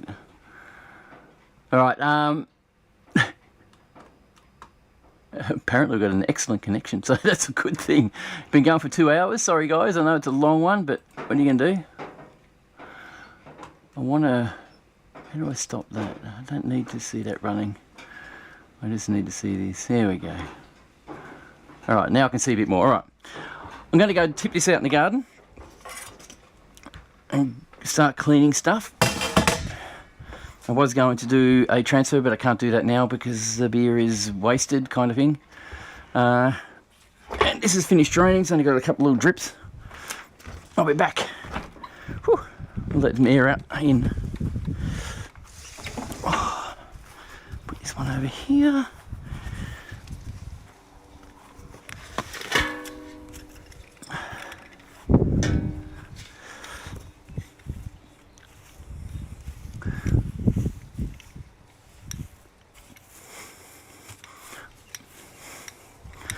All right. That's awesome. Mulch for my garden. So as you can see, the room's been blown out now of wind. This is empty.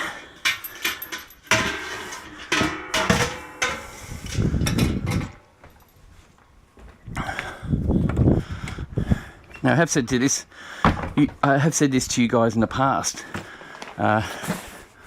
Just make sure you clean up as you go, because you will be annoyed when you have to clean up later.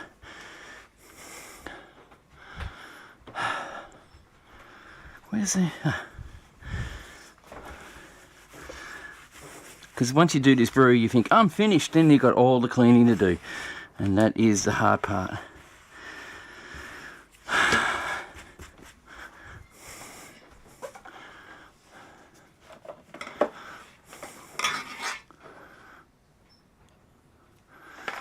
We'll be having a beer soon, I think. We've got a couple more, or 45 minutes. I don't care if it's 8 o'clock in the morning or 10 o'clock in the morning. If I want a beer, I'll have a beer. I'm an idiot. All right. Now, someone said to me they thought that Cornelius might be coming along. I can guarantee you won't be. I haven't got time to muck around to it at the moment. Still got coffee in here. It's probably cold, but I'll drink it. If you guys have been watching my video, anybody who's watching, I sometimes have a character that comes along. Cornelius is my alter ego. It's another bloke who's a bit, a bit boganish, a bit more of me. Some people make dog treats. Marty and Jamie, funny you should say that. I put it in the garden. We do have, we have 2 dogs now. Oh, well, one that comes to visit us every day. And they both feast on that. They love it. My daughter is scared of them to eat it. And I said, mate, it's just grain. It's fine. Won't even hurt them. It probably won't even put weight on because it's already had the sugars taken out of it, or a lot of it. So that it'll be just good for them. Good fibre, good for the dogs. Great advice though. Marty and Jamie said some people make dog treats out of the leftover grains, which is a great idea. Should do it, but there's a lot there. Should do it. I should do it. I should try that one day and actually film it. I'll first figure out how to do it and go from there. What a great idea. I might try that. Cheers, mate. Great advice.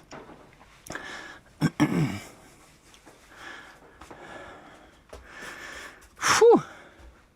This is a lot of work. Okay, we need this bloke. You guys can't see. Oh, you can see it. Oh my God, the wide view of this camera. I don't know why I don't use it more often. So you can see this. This is my fermenter. It has sanitizer in it. It's fully cleaned. And I will be transferring into this in about 41 minutes. Oh no, probably about an hour. And then jump on board and put it up and heat treat it. I'll actually run it at, now the yeast says, which is what I'll follow, because it's a Nottingham Ale Yeast, it says to produce it, where is it? It tells me the temperature of it here somewhere. GMO-free, gluten-free, yeah. It doesn't say. But I do know. I don't know. Wow, it doesn't actually say what temperature to ferment it with it. Oh, we'll have to have a look at that. I'm pretty sure it's about 18 degrees. Well, I'll be buggered. Alright, well, we'll look at that. I will look that up right now, find out what temperature I need to ferment it. Sorry guys, back down here again. Because I've got a screen up there and I've got light in it, that's why I'm trying. I can't lift my head up, so I have to go down, that's why. Okay, Nottingham. And what I'm doing is looking up the temperature range of the yeast I'm using. Nottingham Ale Yeast.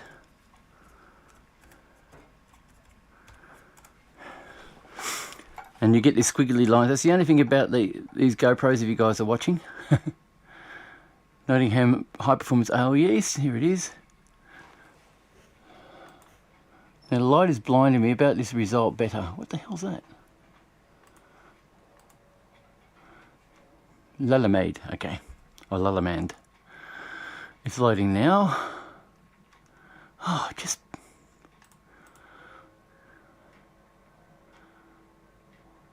Right, it had to switch me over to Australia.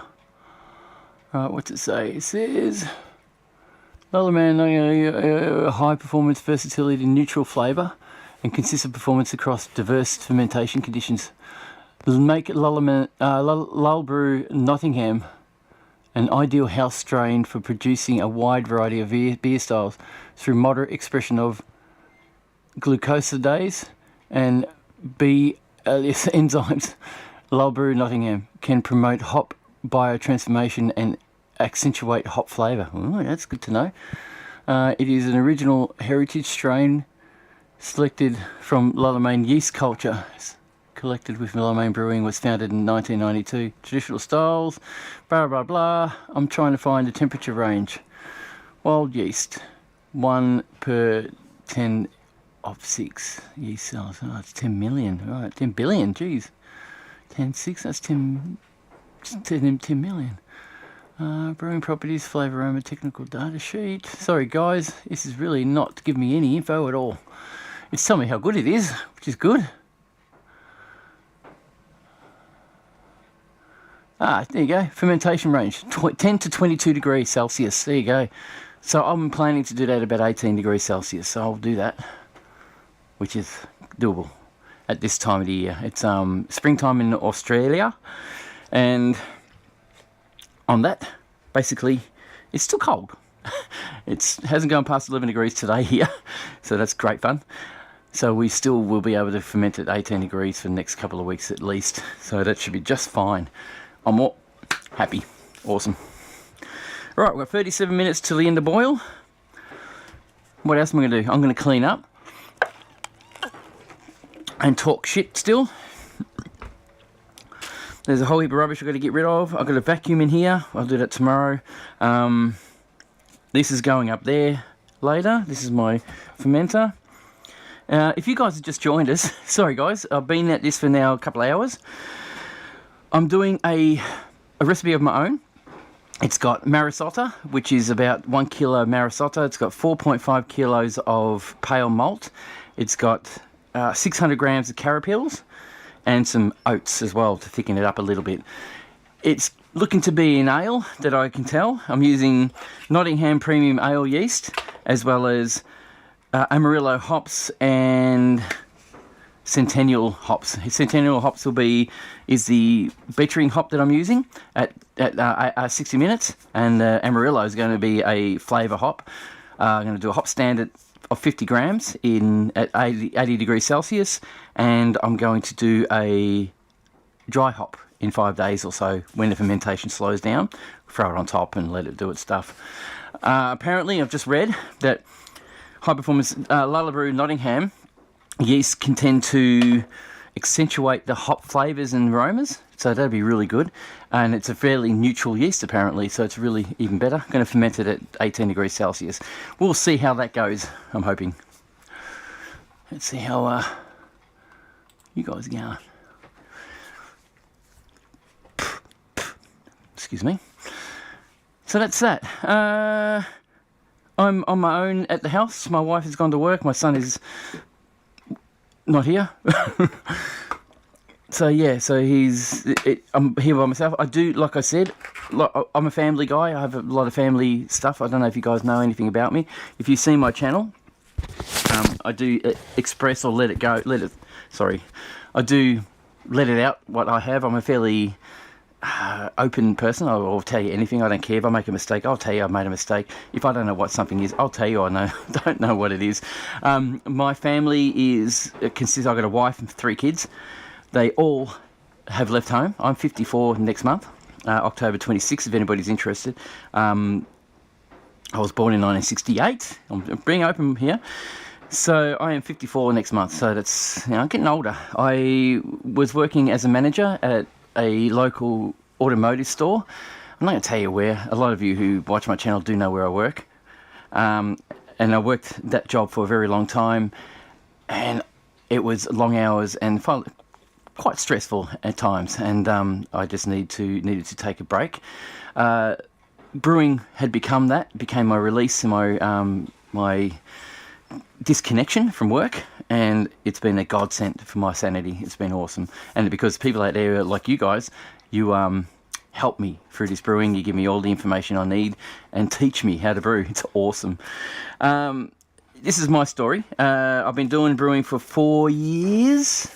I did do a brew when I was young, when I was in my teens, I believe, or late teens, maybe 20s. I did a brew and it turned out okay. It was a yeasty, don't know what it was. It was a yeasty tasting brew. It was a kit, and it was okay. You could get drunk on it, which is all I cared about at that time. But after that, I gave up. I didn't even think about it anymore for years. I didn't drink. I had no alcohol in my system for wow, till I was in my late 30s, early 40s before I started drinking anything. And I started getting a taste for beer. That's when I started thinking, well, maybe I can do home brew. I really enjoyed it last time I did that time. I'll try it again. And went looking around and forgot about it. Now, I did it for a bit. My daughter heard me talk about it, and I went looking around for it, and nothing ever really happened. Then, on Father's Day 4 years ago, my daughter presented me with a brew kit. And that was the end of it. I started brewing from there on. I actually brewed, what was it? It was and I filmed it because I decided if I'm going to learn this, I'm going to show everybody how I'm going with my learning, and that's how I progress. I believe I'm still much an amateur brewer. I do all grain brewing, very amateurish, and I know that, which is fine. And that's just how it all goes. So now I'm doing a live stream, which I learned how to do just recently, and OBS is a system I'm using, and that's working really good too. It's better than it ever has been before. It connects to YouTube really quick without any issues at all. And then what did I do after that? I'm now getting into it. Now I've realised that my channel really pulls in a lot of extract brewers out there, and I must say that extract brewing is brilliant. The products are just so over the top and awesome. You're really hard pressed, like this thing here, you're hard pressed to find a beer that is to detect the difference between all grain and extract brewing. So this is the next beer I'm doing. I'm doing that probably Thursday next week. I'd say I'll start making that. I need time, just need time to do it. But at the moment, because of work, like I said at the start of this session, excuse me, at the start of this session, we have people who aren't turning up to work, so I'm having to take those spots and teach people and learn and train people up. So a lot of my time's been taken up through that. It doesn't matter, it's life. All right, so there's my story. Didn't tell you everything, but all my kids have their own houses. They live in their own place. And we see them nearly every day, so it's just a good family life. All right.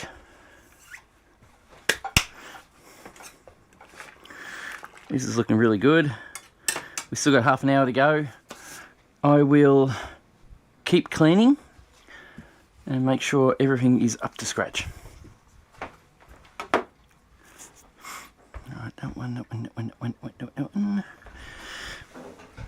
Yeah. Oh.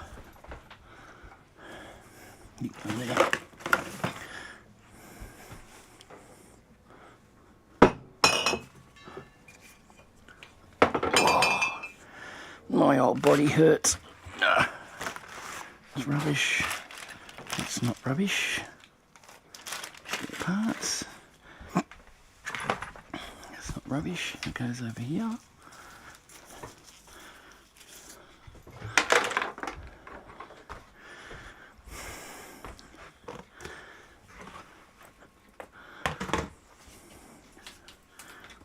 Right, now you can go back over there.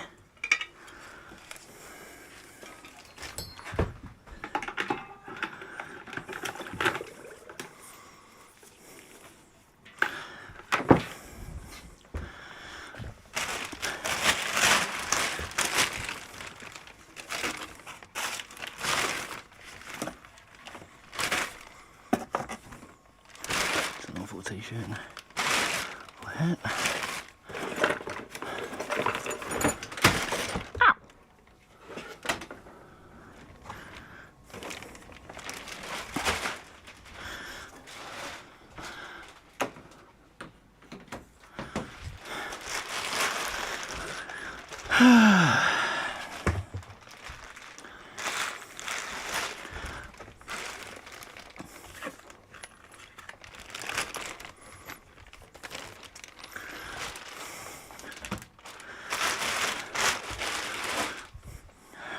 It's better.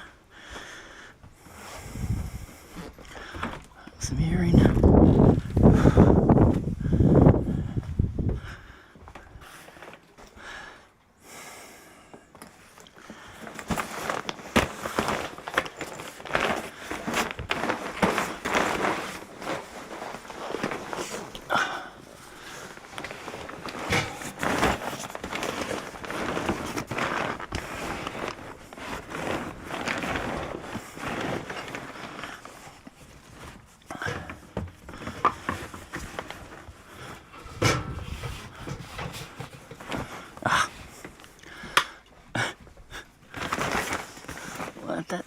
help. I have a lot of junk under here. It's actually not too bad. They're just bottled, basically. And fermenter, what do you call these things? Yeah, fermenter covers. Just the ones I want to keep. Oh. He's going here. It's going to be true. That one's going to go over here. Oh, we're making room. Don't need that anymore.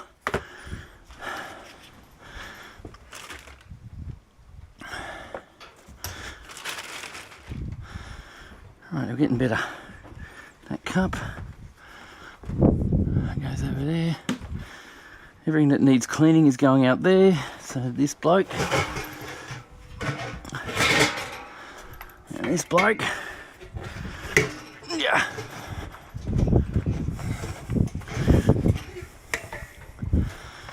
Righto, got some more room to move.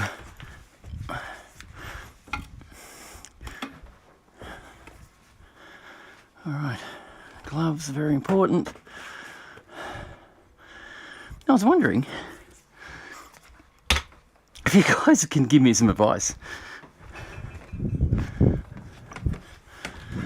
Close that door again.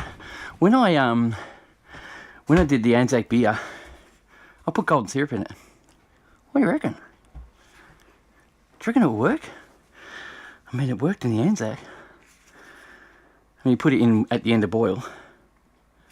You know, I might do it. I might put 200 grams. Oh, there's probably about 200 grams in there. I'm going to chuck Anzac. Sorry, no, I'm going to chuck golden syrup in this one.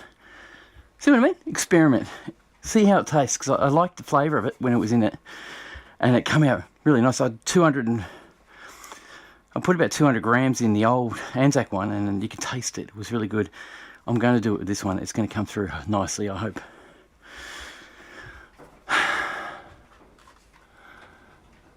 Alright,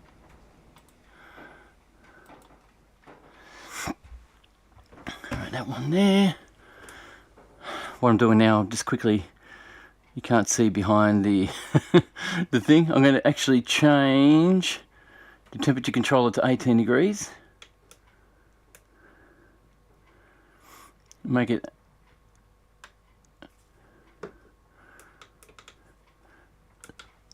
there we go. So it's set to 18 degrees. It's going to stay there. Funny enough, the room temperature in here is 21 degrees Celsius, so it's pretty nice in here at the moment. And that's because I'm doing a boil. It's funny how I watch the boil. It's been 30 minutes. I haven't had much loss. We're at 28, 27, 27, not even 26 litres in there yet. So we've got 25 minutes left, so I'll probably lose another litre, so I'll have 25 litres. And once I pump it into the fermenter, we'll be down to 23. This is a 23 litre batch. No, it's a 21 litre batch. So I've got more than I should, I think. We'll see. We'll see how it goes. As it gets less, it boils harder too. So we're pretty much at water level here. I don't know if you guys know about boiling. Some of you do, some of you don't. We're at water level here. We what do? We know that at higher levels, the water boils at a lower temperature. So you're looking at 96 degrees at 1,000 feet, 1,000 meters high, something like that. Basically because you got less pressure up there, so it's not pushing hard on the boil, so it actually lets it go more, so it actually boils harder. It's really good. Good to know that. So we're at ground level, basically. We're at sea level, which is a normal pressure point. 100 degrees is boiling point here. Because we're at high pressure. Alright, I think I've cleaned up as much as I can without a vacuum cleaner. I've got grains everywhere on the floor. It's just a mess at the moment, so I'm just waiting for that. Sometimes I wish I had someone to brew with. Wouldn't that be good? But, you know, there's people out there who like brewing, but there's a lot of people who don't like what I'm doing. So I guess I'm just going to have to be a bit more alone. Alrighty. Don't know if that's going to work with the Amarillo hops. Nope. Changed my mind. I am not going to use golden syrup because I'm putting Amarillo hops in. It's not going to work with it. That's my opinion. Put that away. Don't be an idiot. So it's pretty good. We've got 8 consecutive viewers at the moment. We had up to 10 just a minute ago, or a little while back. So we're doing well, keeping the people here. That's what we want to do. Like I said, I'll just pump that steam out. Oh. We've got 9 now, so that's awesome. Welcome back, whoever took off and came back. It's great of you. And they're probably going to go now because I said that. I wish I could offer you guys, I do this channel, I wish I could offer you guys freebies. At the moment, I'm not getting really sponsorship from anyone. Nobody's really supporting the channel in that aspect. What I do have, though, is Patreons. The Patreon members are looking after my channel. They're giving me substantial money to help me brew and help me learn and help me do my videos. It's absolutely awesome of them. It's just good to have that, And they've also got my my YouTube channel membership subscription system as well, which is helping away. I've got 3 members on there as well, so it's really good. Good evening, happy brewing. Melissa. I'm probably saying that completely wrong. Good evening, happy brewing. Thanks, Melissa Andre. Melissa and Andre? Probably. Howdy, Pierre. See you later. Little John's Brewing is gone now. He's just taken off. He was watching too for a while there. He obviously jumped in, had a look, and jumped out again by the look of it. So that's all right. Melissa. Look, I'm sorry. It is interesting, to say the least. But yeah, thank you. Thank you for your support coming on this video there. It's awesome of you. All right. I was using this one. That is going to have to be washed now. So we have about 21 minutes left. Don't know how long that's going to take. Probably 21 minutes. I'm just being an idiot. Sounds great. Just call me Melissa. Okay, Melissa, we'll do. Yeah. It's really good to have you guys there. Thank you very much for popping by and seeing me brew. I'm just doing this because I just decided I'm going to try, live streaming and see how it goes and go from there. Ooh, Little John's Brewing just said he's about to put his smoker together.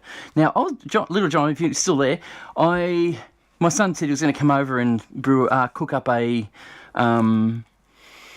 beef and smoke it, and he changed his mind. Andrew Lang, now I know that name. Andrew Lang, hi, watching while at work. Looking forward to making my brew tomorrow. Sparkling ale using Enigma hops. Enigma hops, I've used them before too. Now, Enigma is unexplained. It means unexplained. Unexplained phenomenon. Phenomenon. Yeah, I think there's another name for it as well. There's another name for Enigma. Very nice hop. Very, very tasty. We'll let the steam out. Pity I can't leave this open. It's so windy. Actually, I might leave it open for a bit. Hang on. The wind has calmed down a little, so I'll do that. It's absolutely awesome. So, Andrew Lang is watching while he's at work. I'm sure you're allowed to do that. What is Sunday? I hope you're not on a big screen or something at work. I've had that before. I've gone to a brew house, and my video was playing on their TV, which was really unreal.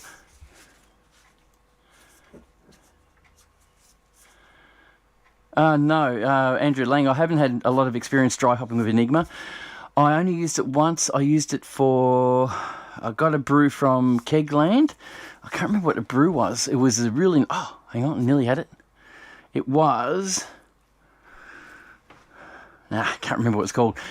It was a Kegland brew. It had Enigma hops in it, and that's how I know. And it wasn't... It was a dry hop, or was it... No, it was a hop stand off memory. But I don't know if it tasted great. I don't know if it was Enigma, because it was mixed with about 3 different hops. I don't know really how good or bad it tastes.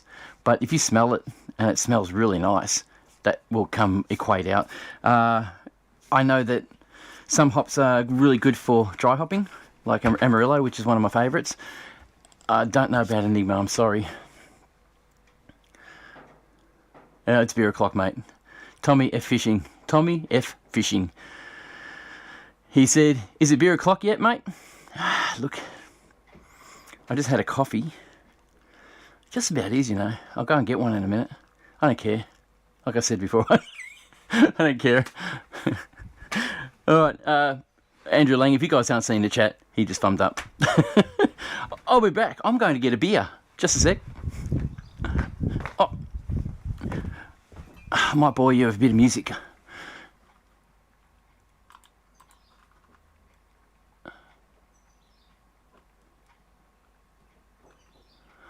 Oh, where is it?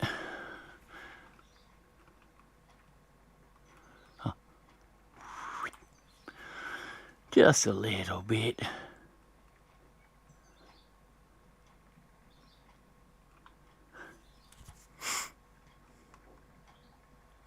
Resource 2, why is that not working? Oh, hang on.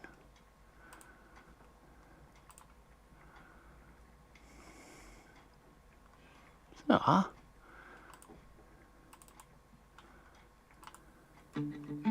There we go. Back in a sec. Did that mute? Oi, oi, oi. Did that time.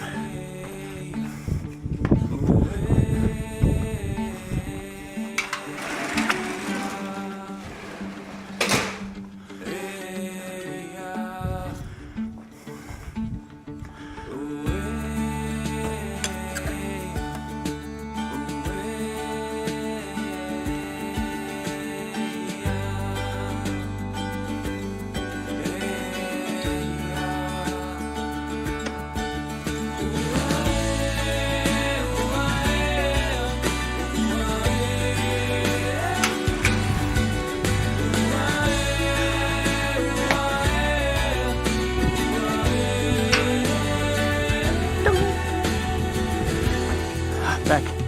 Alright, there's my beer. This is a extract that I made. This is the first extract I did after a long time. If you guys have been watching my channel, I was doing all grain all the time and adding films of that, and they weren't overly popular. But this is a Cooper's... Oh, bugger, what's it called now? It was a Cooper's experiment. It was the first extract I did for a long time, and I did the experiment and threw in 100 grams of Mosaic, and it is still a good beer. It's been in my kegerator for that time, and I'm still drinking it. I'll tell you what the beer is, if you guys haven't seen the video. Excuse me. Oh, look, there's me. Your videos.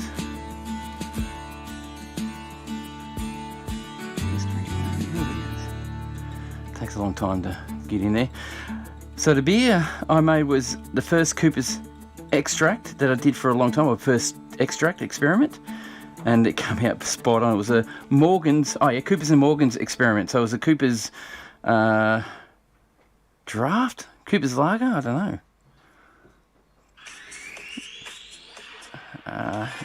I get advertising on my own video. Hey, really? While I'm waiting for that, it smells fresh, still smells good. 4.7%. It is still one of the best beers I've ever had. Extract. Guys, hey, really good. To my channel, I'm Pierre, this is Simple Brew.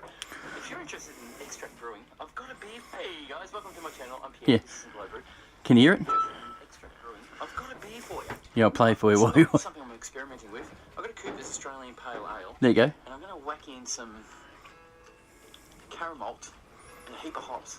So if you're interested in what it comes out like, I'll turn it off. That's what this is. Cooper's Australian Pale Ale with caramel by Morgan's with a heap of Mosaic hops, and it is the best beer. Look at how well it laces around. It's an extract. It came out like an all-grain beer, and I'm very, very pleased with it. It's been aging a little bit more, and it actually is even better than it was before. It's got a very citrusy taste. of course, because Amarillo, I keep saying Amarillo because it's right in front of me. Mosaic is citrusy, zesty, and a little bit spicy as well, what I can tell. And it's really flavoursome. The recipe I have on... Did I actually do a link for the recipe on that? If you are interested to have a look at that video, have a look. It's a good video. It's a good brew. I recommend it. It is really good. Oh, it's cloudy, by the way. It's a cloudy IPA. It's meant to be like that. And for some reason, someone actually said to me, I must be doing something right because I keep getting that cloudy finish. So I've learnt something at least. But that is a really good beer. No off flavours. Very nice. Michael Lead gave me a chart, which I might share in my next video, on different flavours and what causes those flavours and off flavours and good flavours and things like that. And it's a really good guide. I will share that one day. Okay, so people are talking on here. Sorry, I will quickly... Oh, message. Josh Hanson, where did you get those containers that are holding your grains? Are they water bottles? Yes, they are. Pardon me. Josh, these, where I go to work, we get water, and I've been taking them home and using them. They work a treat.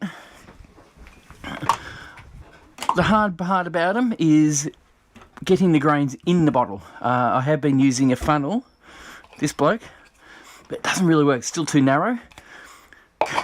So I get a paper and roll it into a cone and pour the grains through that, and it works a treat. You just got to tape it so it doesn't pull apart while you're using it. They are the best thing I've ever done. I was going to use Firmzillas, your fermenters, because I've got one that's you can't pressurise anymore. I use that for wine making. Still, I'll keep that for that. But I have no room for it. So in here, I've got these shelves. All this is going. I'm going to actually get rid of these shelves and build proper sized shelves so I can actually store these on there nice and neatly. So it'll be a godsend. They're really good and they keep it fresh. The only thing is you can't get lids for them. The ones I did get for them are fully sealed, so you can't pop them open and put them back on again. So putting tinfoil, alfoil on it with a plastic band around it, sealed them up, made them work perfectly. And I was getting mice in here. That was really a bad thing. So I had to get rid of that. So I have a little opening over in near the fridge where the power comes in. And the mice are coming in through there. So I had to put steel wool around that. And since then they've stopped. They've gone. So that's really, really good. Yes, to answer your question, yes, they are old bottles. Little John's Brew, 3 past beer o'clock. Yeah, of course, Little John's. Cheers. Tommy Fishing, Little John's. Beer clock, beer clock, beer clock. Cheers, guys. Lovely beer. I'm going to drink a couple of those today while I'm doing this. We've got 10 minutes left. Something else, I don't know if you guys have a grainfather. I've been watching in the past people who own grainfathers have little problems with it. The controller that's on it. I've had it for what, 4 years? 3 years? 3 years I've had it. The controller's starting to get that fade in on the side. Now apparently they will replace that if it's a problem. So far I really don't need to. It is working properly and I can still read what's on it. I'm just starting to lose a little bit of the gauge saying how much temperature or how much percentage I've got. It is slowly disappearing, but I think it will last. Grandfather, if you're watching, send me a message. Let me know if I can get it changed over or not. I doubt you are though. Like I said, you guys, if you're watching this and you're not bored, click on the like button. It helps my channel big time. I'm trying to build a channel. It's not an easy thing to do, to edit and do all these work as well. I'm saying it twice now. So if you like it, click the like button. That'd be awesome of you to do that. And yeah, just let me know that you like it, basically. All right, what else am I going to say? Excuse me. Like I've said this before, I get asthma and I get sinus problems. So if you hear me do that, in the edits, I cut that out so you don't hear that in most of my edits. It's just a human thing. What else? If you've just joined me, I'm doing a experimental brew all grain. The grains are pale malt, 4.5 kilograms, Maris Otter of 1 kilogram, Cara malt, Cara Pills, 600 grams. I've got some oats in there to thicken it up a little bit, give it a bit more protein. So it's a nice feel on the tongue. And I'm chucking in some Amarillo as a dry hop and 80-minute hop stand. And I've already chucked in Columbus as a bittering hop, 20 grams of that at 60 minutes. So we're 8 minutes away from end of boil, and we're hoping that this is going to taste good. My fermenter is ready.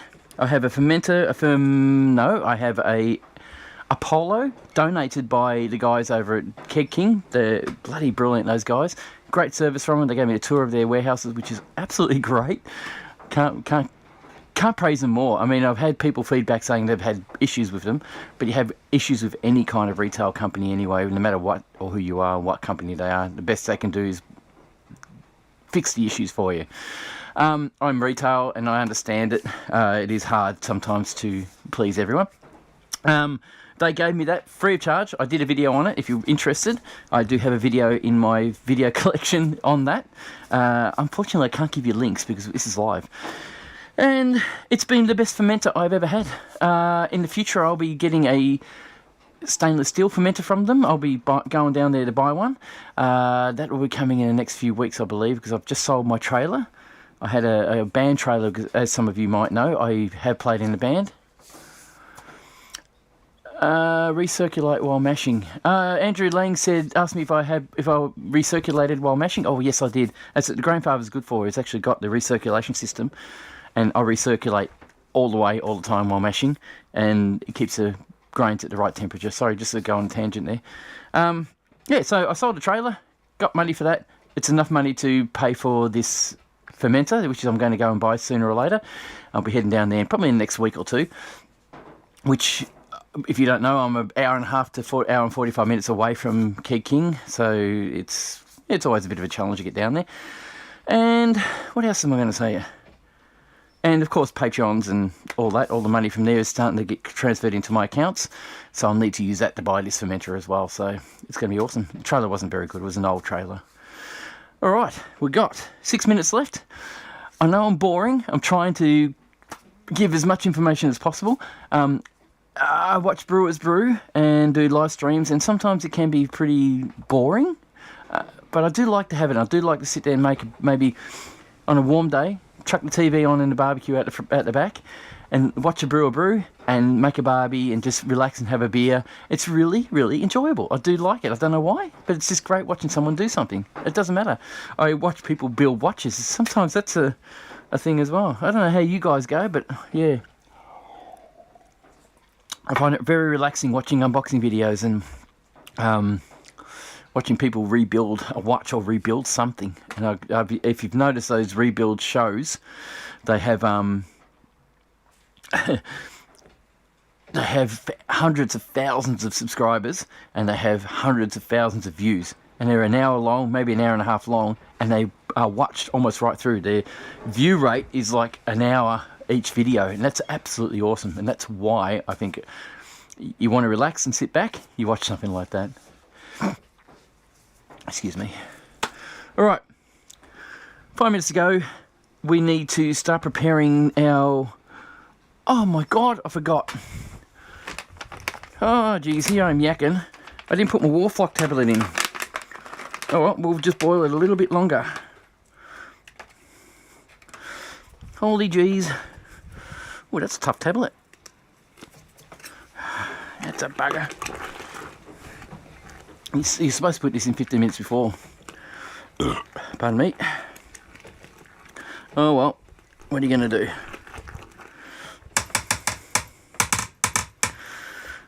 Alright, we've got 4 minutes left.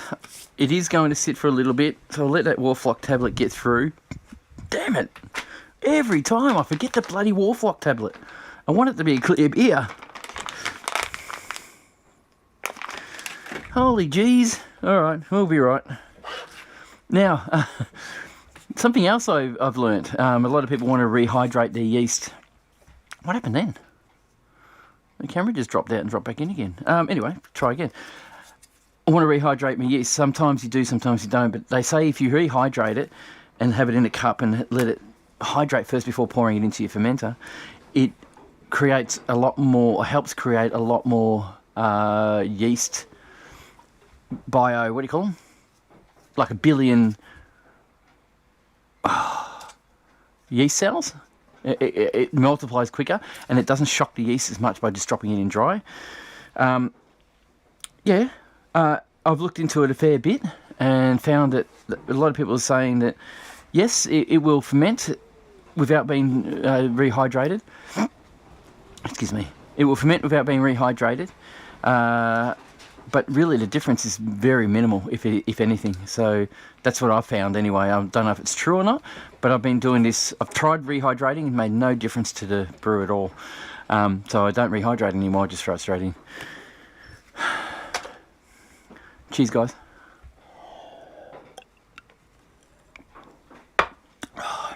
That is just too good. Very happy with that experiment. I do have another experiment coming on. I have already shared the video off memory, have I? No, I haven't. There's one I haven't shared yet. That's to come.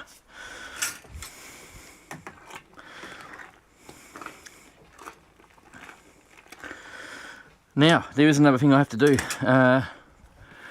Bugger. That's what a painful thing about it being here. I need to sanitize my counterflow chiller. And I need to do that now. Now, completely washed and rinsed and cleaned this. But this hose is too short to just have. And I want to have it so I can put it in and settle it on top of this.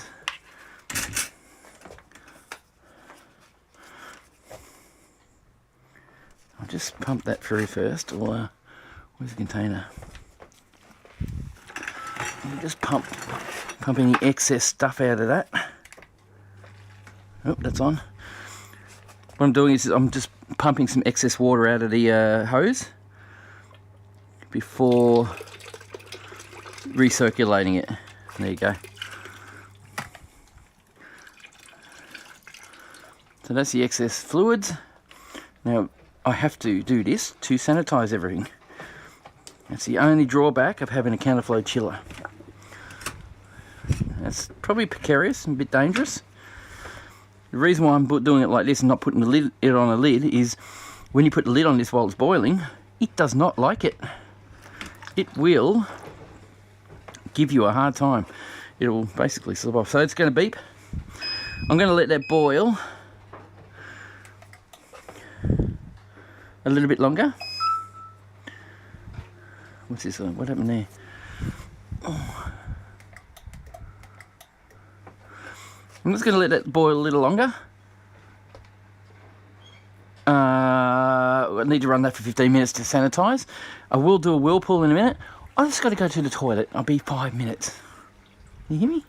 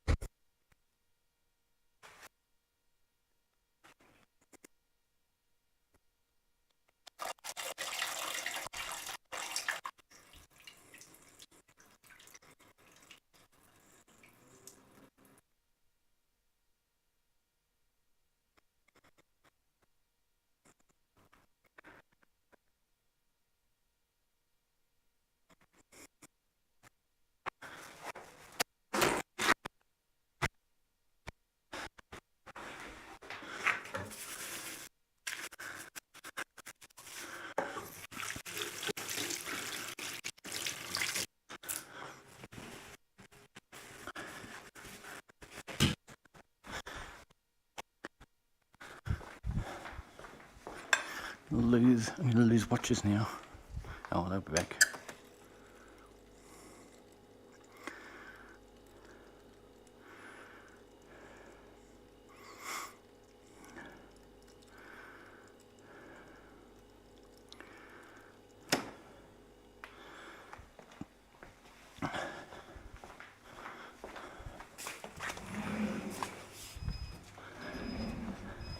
Why are you beeping at me? Alright, beeping away. Sorry guys, I had to take off a sec. Oh, what do we got?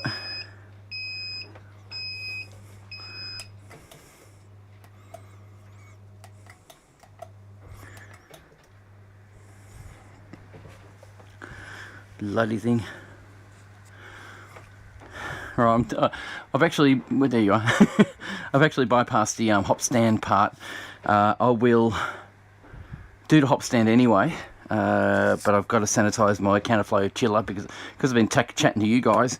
I haven't been paying attention, so we have got probably about, look, 10 minutes is fine. 15 minutes would be ideal, but I'll let that run for a bit. There's a bugger in it. These are the things that can happen when you're brewing. You just get distracted and you forget about what's going on. I'm going to close that door again. It's starting to get pretty chilly in here again. Did I turn the mic back on? Jeez, I hope I turned the mic back on. Is it back on? It's back on. Yeah. So the system's saying that my hop stand's finished, but I've got to get the temperature down to 80 degrees first to make that work. So I suppose I could use the counterflow chiller to bring the temperature of the hop down without heating it. I'll turn the heater off, because that's still going to sanitize regardless. It's going to sanitize the counterflow chiller regardless, because it's still above 70 degrees Celsius, so it'll be fine. I'll let that chill down to 80 degrees Celsius. I'll take a little bit. Might get the hose ready while I'm waiting. We will put the lid on now. Where's the lid gone? God, I'm so disorganised. Where's my lid gone? I put that outside, didn't I? Oh, the wind again. Oh, jeez. Whew. Quickly turn that off.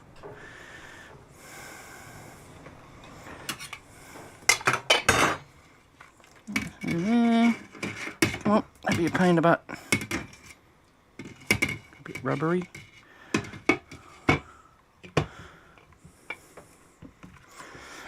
Back on. Now someone told me that I put this upside down. No, don't know why they said that, but they said that I do. And I tried it the other way and it doesn't really work that well as well. So I'm not entirely sure that it is upside down.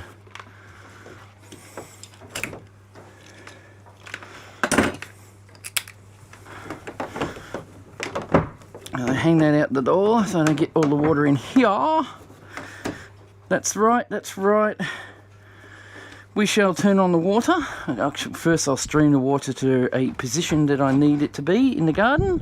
Oh, there's my hose.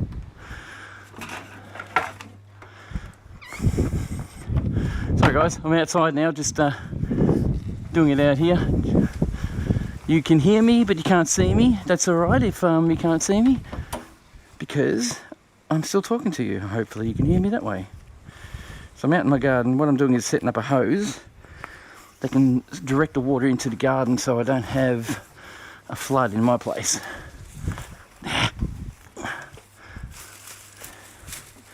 Right, you won't be able to see that, but it's there. I'm coming back in.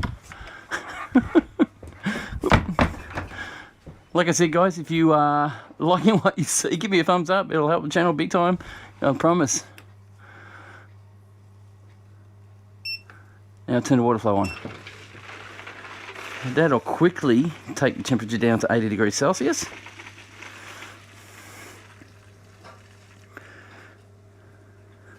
Right, so I can't show you, but what I've done is I've directed the hot hose out into the garden, so the heat or the hot water going through the counterflow chiller is getting out into my veggie garden, or my garden. It's probably burning some things underneath and burning the roots of the things, but it doesn't matter. And it's already down to 93 degrees Celsius and 92, so it's dropping pretty dramatically, and that normally does. I need to get down to 80 degrees, and I want to stop it at 80 degrees, put my hops in, stir it around, do a big whirlpool, and let it sit for 15-20 minutes, and that's going to be the boring part. So 90, 89. It's dropping it pretty quick. The good thing about it, you know, it's still at boiling or bacteria killing temperature. Cheers, guys. And doing its job.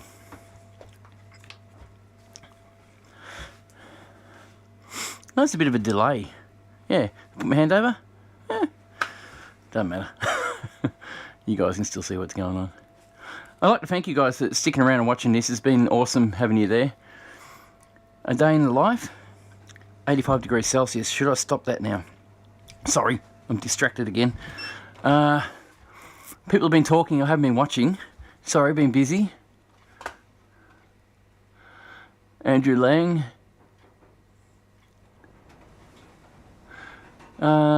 Andrew Lang, 60 minutes is a long hop stand. No, I don't want a hop stand. I'm not doing a 60-minute hop stand.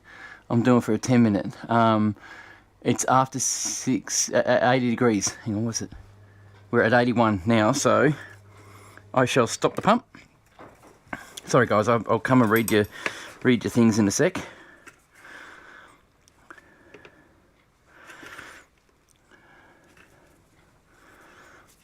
All right. The hard part. Oh, you bloody pain in the butt, yeah. Unbelievable. You see my mistakes. Alright. Just leave that sitting there. If it falls, it falls. And it's going to fall.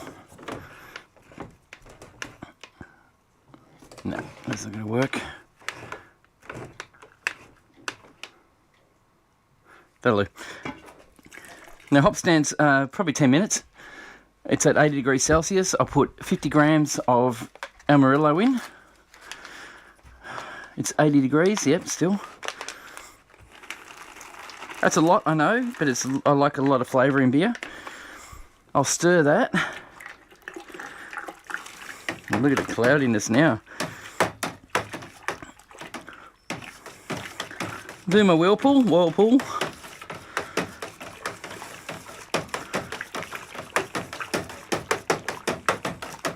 Probably denting the sides now, aren't I? Let that do the twirly-whirly.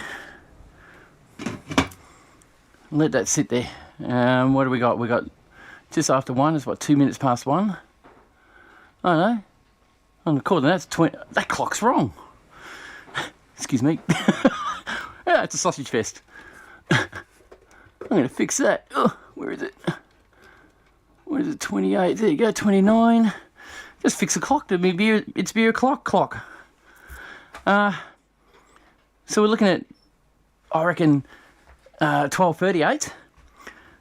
We'll let that settle and become nicely settled. Hopefully, most of the hops will go to the middle, and we'll extract what's left. So while it's hot standing, guys, oh, sorry, I'm getting distracted. Try it again now. Little John's past 3 o'clock, yeah. Tommy, Little John's Brewing, Land or Rushing, yep. Andrew Lang, 60 minutes plus minutes a long hop stand. And do you find to get different results over dry hopping? I haven't done, Andrew, I haven't done a lot of hop stands. I find dry hopping gets me a lot of flavour, whereas hop stand, I'm not sure how that actually equates to flavour.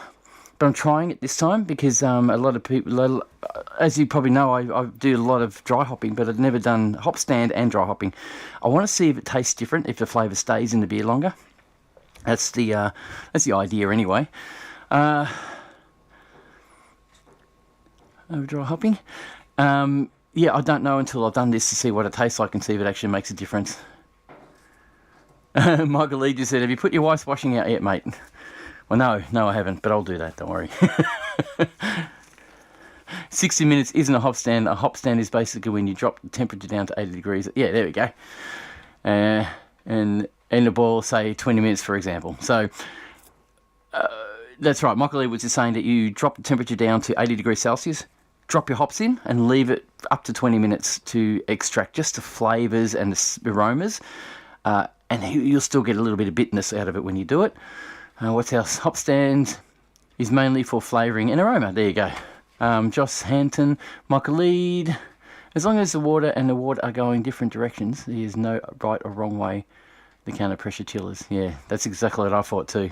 Thanks, Michael. I appreciate that. The guy really was arrogant when he said it to me. He said, "You got that upside down," in a real, when he worded it, just said it in an aggressive way. And I went, "Mate, does it really matter? It still does it." Anyway, you couldn't put it the other way around because it's too much lift. Okay, a day in the life said, I brewed today. Oh yeah, I brewed today too. Oh yeah. But then again, I brew every weekend. It was a porter. Oh yeah, day in the life. A porter. I haven't actually gotten into porters. I know they're a bit like a stout.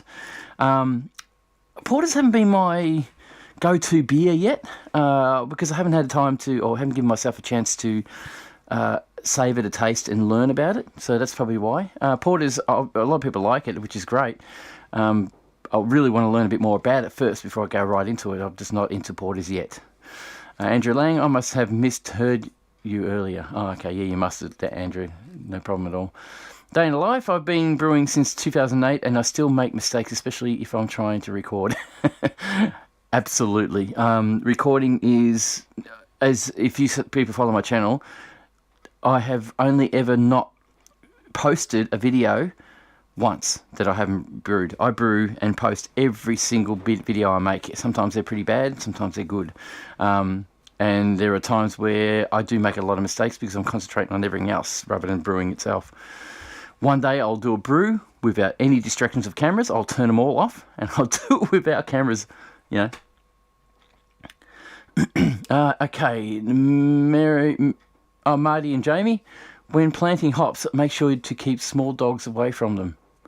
Yeah, I heard that. It can be poisonous for them. You're right. Oh, what I'll have to do... Wow, because I've got dogs. And yeah, it's not good for them. Thank you very much for that advice. I actually forgot all about it. Oh my God, yeah. Yeah, we really love our dogs, so we don't want them sick, that's for sure. Thanks for the advice, Marty and Jamie. Jesus, this is a good beer. Like I said, extract brewing has come a long way. You can brew an extract brew as good as a... I know some of you might not like hearing this. You can brew an extract brew as good as a all grain brew. What we got? What time? 33. We've still got a few more minutes. Just be aware. It's the water that is the issue with most brews. If people are going to brew, your water has to be good water. Tap water's great. Just get rid of your chlorine and chloramine. And the best way to do that...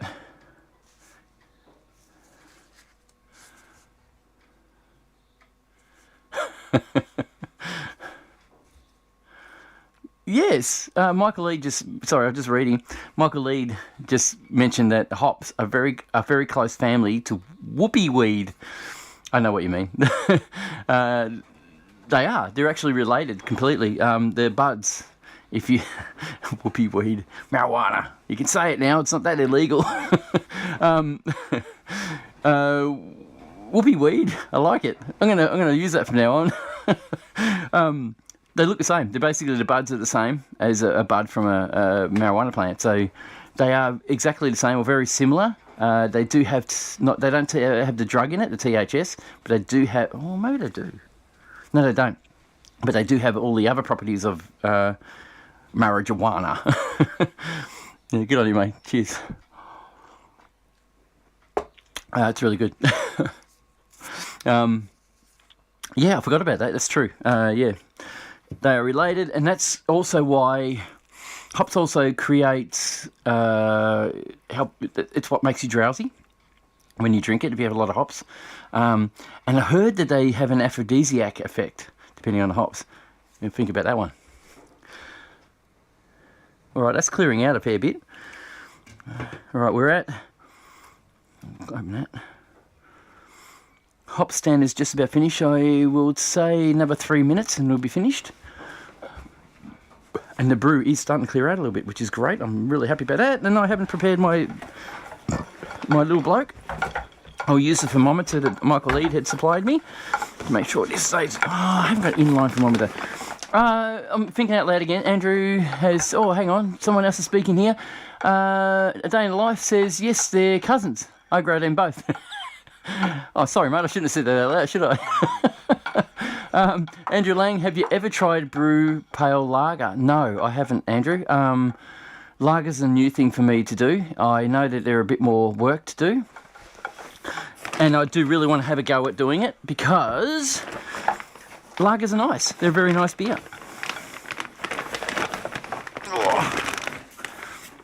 Now I've got a good temperature controller. Thank you, Andrew, Michael Lead. Thank you very much. I can't thank you enough. It's just awesome that someone is just going to send you something and say, here, try this out. It's absolutely brilliant. And this is what the community is about. And luckily, they get to see me use it and play with it and learn how to use it and do all that crap. So this is the Apollo, temperature probe? Paul, what do they call these things? I had it in my head a minute ago, now it's gone. Basically, the temperature probe goes in the centre, heads down the tube, and it tests the temperature or checks the temperature of your brew. And it keeps the temperature of your brew to the right temperature in the core, which is awesome. Probably the best fermenter I've ever had. Got my sanitizer, that has to come out now. Where I'll tip that? I'll tip that back in here. Why do we go live? Because it's fun.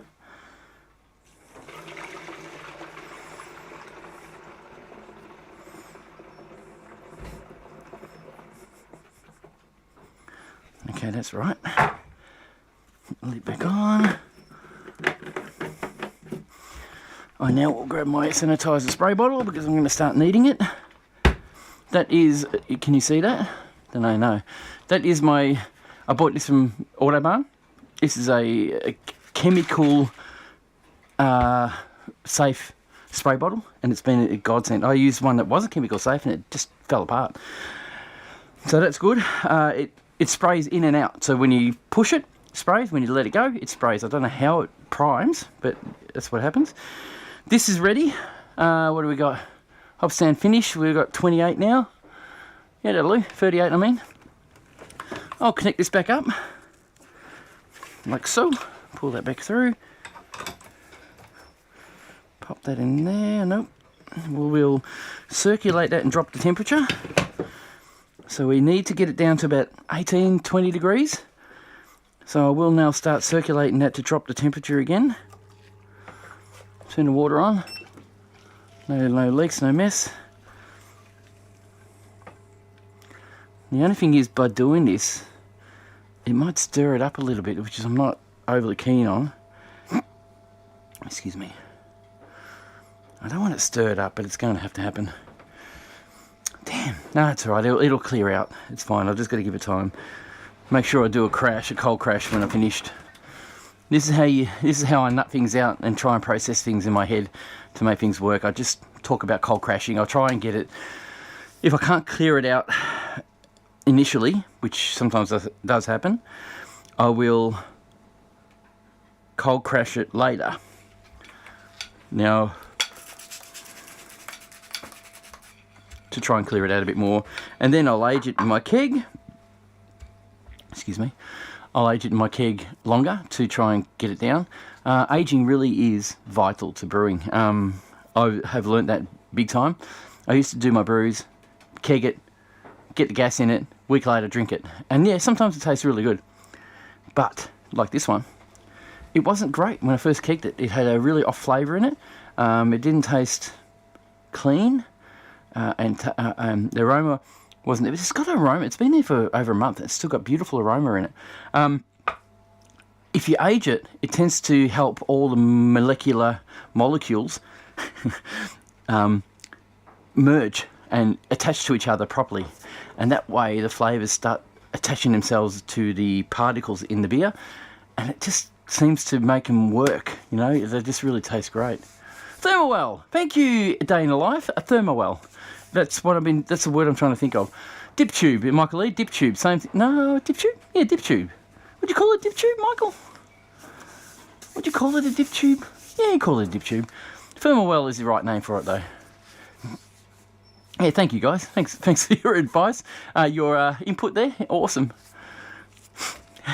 All right, nearly there. It's down to 74 degrees Celsius. It is circulating the wort through. I will test now and see what temperature that's at. Coming out of the counterflow. We'll use our thermometer. I'll pop that somewhere. Turn it on. Is it on or not? Hello? Oh, yeah, there we go. Bit of time. I need to sanitize the end of this because now it's going to be cold and it's susceptible to bacteria.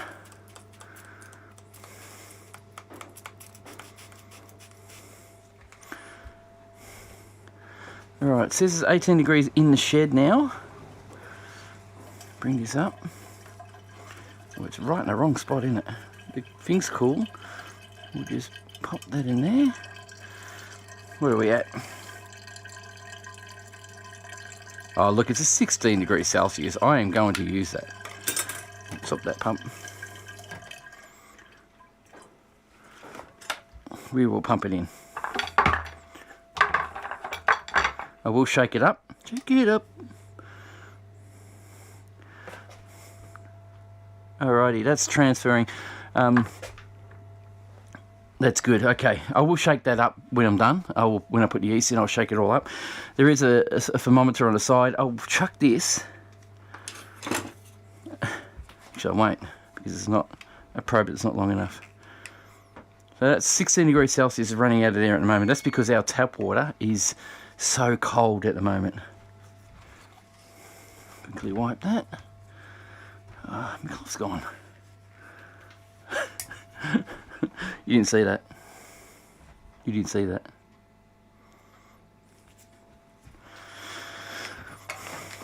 Right. Right, so she's pumping, she's filling, and it's going pretty good. Temperature is staying pretty cold. It is, like I said, it's cold here. The temperature is, on the water temperature would be around about 10 degrees Celsius at the moment, our tap water. What's that? Thermowell. Day in life. Dip tube is for picking up beer. Yeah, I was meaning to say Thermowell and was about to correct myself. On you, Michael. I did the same thing. I knew you would.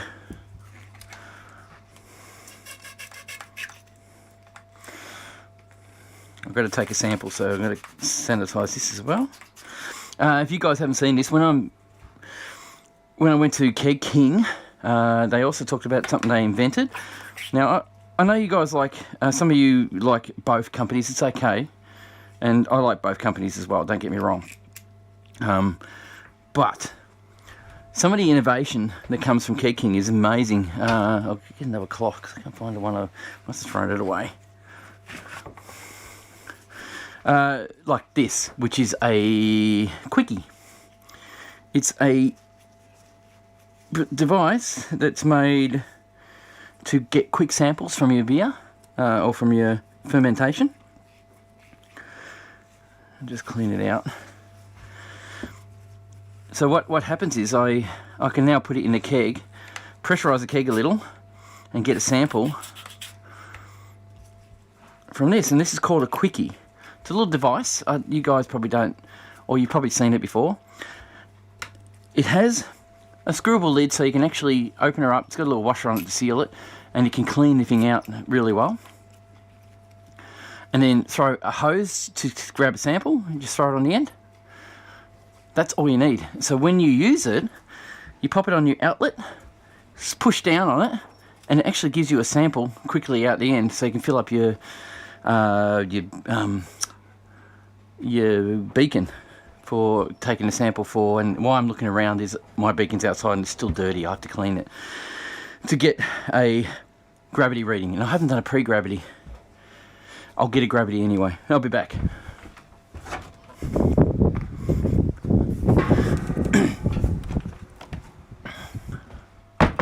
And there is a way. I mean, I can get a gravity reading now just by grabbing the hose, putting it in here, and just go for that, which is what I'll probably do anyway. This is dirty. it's going to need a clean because I will be drinking out of it because I want to taste it and see what it's like. Wish we got the hops in it. Bottle brush. It's my bottle brush. Over there. Sorry guys, I'm just going to get in your face a bit. Oh! That's old man grown, that. Just be wary.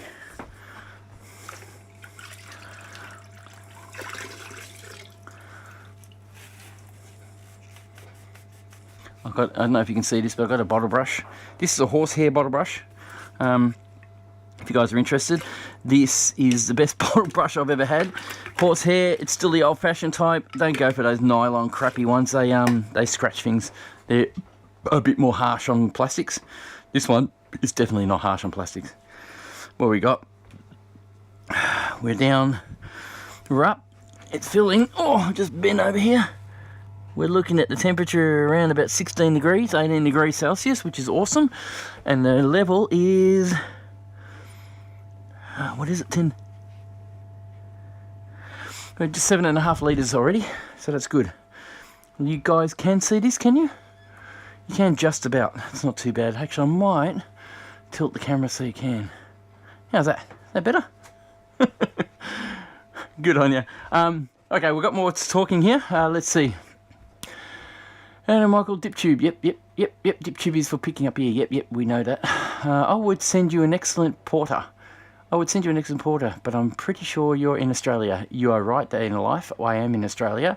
So it cost me an arm and a leg to send it to you. Yeah, fair enough. I understand. Appreciate you thinking about that. And I don't expect you to do it. Geez. It's good of you to think about it, though. I'll go rinse this out. Is that water still going? Yeah, water's still going. Of course it is. I'll go rinse it out using the water I'm actually putting in the garden. Back in a sec. Keeping people on.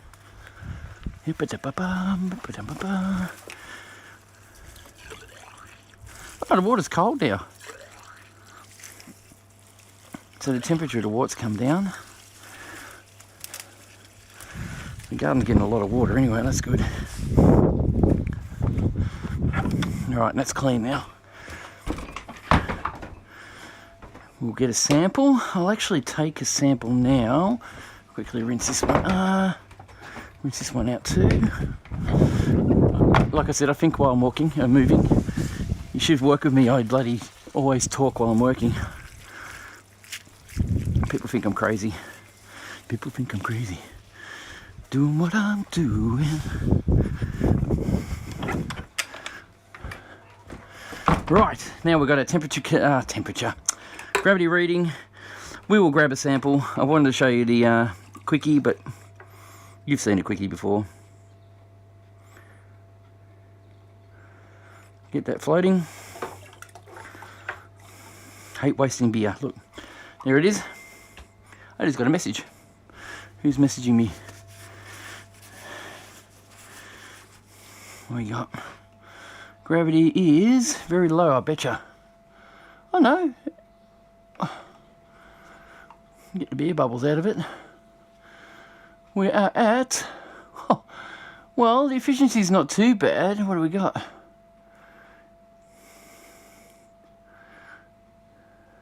Well, it was meant to be 1071, but I did reduce a few of them. Oh, actually, no, it changed because I changed the grains. It was 1060. It was going to be 1062 or something. I forgot about that. We're at...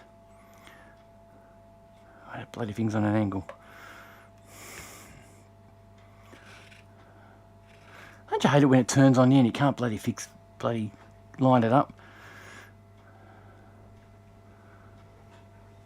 Oh, come on. Turn a bit more so I can see you. Where are you? This is a nuisance, isn't it? Okay, 1060... 1058, 1060 we get. We got around about... Oh, jeez. Yeah, 1058. I'm on that. 1058 is the going rate. So gravity is at 1058. We'll live with that. Just advice to you guys, if you do this, don't tip it back in. There could be bacteria still in there. I wouldn't do it. We've got a clean solution here, so leave it at that.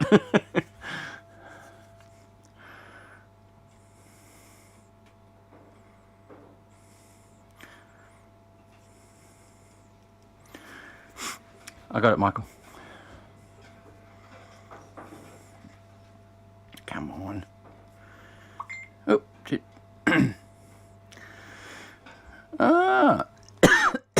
Excuse me.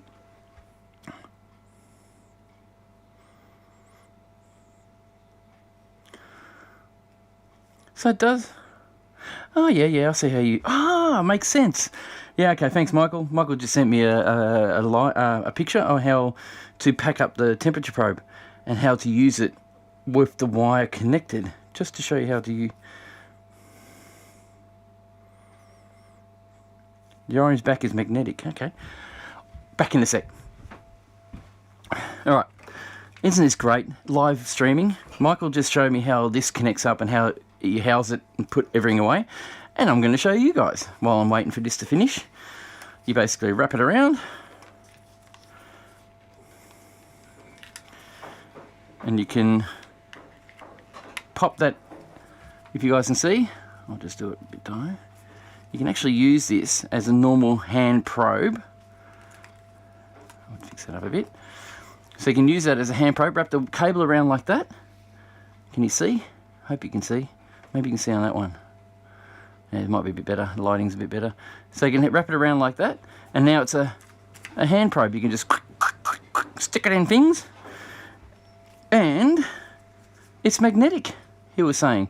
So I can stick it on stuff, like a fridge, and it will stay. Like that. I don't know if you guys can see that. Look. How cool is that? Isn't that good? Technology, you know? Technology on people being able to tell you stuff straight up. He just, Michael Lee just sent me a messenger message and showed me how to do it. He's a good bloke, isn't he? This is awesome, by the way, Michael. I'll be using this for, meat. So when I do my Weber stuff, as well as brewing, that's just going to be the go-to unit now. Thank you.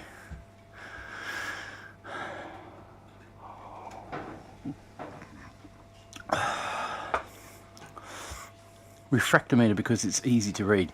Now, refractometers are very cheap now, aren't they? So, A Day in Life just said he uses a refractometer because it's easy to read. And I agree. I am going to get one of those in my next visit to King. That's something I feel I need. This sort of thing, at my age... Sorry, I just realised it's still going. It's harder and harder to read now, and balancing it is just a pain in the butt, as you probably noticed before when I was trying to get it to work. All right, are we going to have a taste? This is before I do the dry hop. The smell is awesome. It is malty. It's really nice. Wow, that's really good. I'm going to taste it. It's very sweet, naturally. We've got bitterness there. Beautiful. Just a nice balance of bitterness. Honey. I'm getting a honey flavour out of that. Hey, honey. Oh, this has got a crack in it.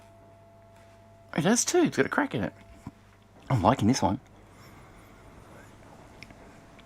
I did an extract the other day, and it was nowhere near as sweet as this, and it came out the same reading. It was weird. Wow, that is good. Oh, geez, I hope it relates once it's fermented. Oh, my God. I'm getting a big honey hit. Definitely big honey. I really like that. Malty. The flavours are really nice. Wow. Michael Lee. No worries, mate. Gotcha. Wow. This is an experiment. I took some stuff I know that tastes good. Pale ale grains, 4.5 kilograms. I use carapils, 600 grams. I use marisotta, which is a biscuity sort of flavour, and that's what I'm getting, biscuity flavour. The digital refractometer, sorry, just getting distracted. Michael just mentioned that you can get a digital refractometer now. Yes, I know, but the expense of it is pretty high for now to, how would you say, allow the costing for grabbing one of those. I mean, I can get away with what I'm doing now, but it's absolutely brilliant. Oh, and then, so the The old-fashioned refractometer is not good for final gravity. Good to know. All right, I'm going to go do some shopping. Like I said, I sold my trailer, so that will pay for a lot of things that I need to enhance or upgrade what I'm doing. And I'm looking forward to having a look around, seeing what I can get. Cool. Great advice, by the way. Guys, if you don't know Michael Lead, you can talk to him on our Facebook account. We have a Simple Homebrew group on Facebook. Check him out. Have a chat to him. He's a world of information, very intelligent man. Very busy man, what I can tell. And he's a great supporter of the channel. Cheers, guys.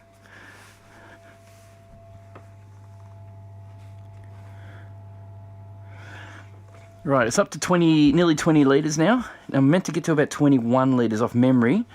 But I reckon I can get away with more if... Any left? Oh, there's a fair bit left still. Oh, hop stands over.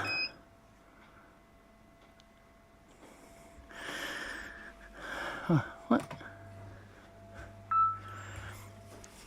So 21.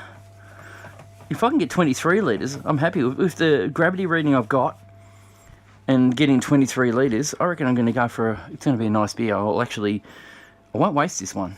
I'll tell you now, it's as good as this, easy. Excuse me. I'm almost reluctant to add a dry hop later. It might spoil it. I'll see what I'll do is I'll do a sample. I'll get a sample in 5 days, taste it then, see what it tastes like, and see if I need to dry hop it. Like I said, this is more of an experiment. See if it's going to work. But this is very, very nice for starts.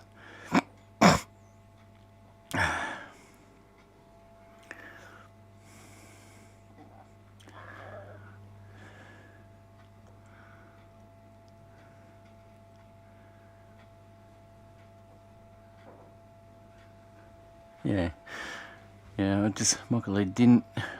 Michael Storer said, didn't you have a tilt hydrometer? I do.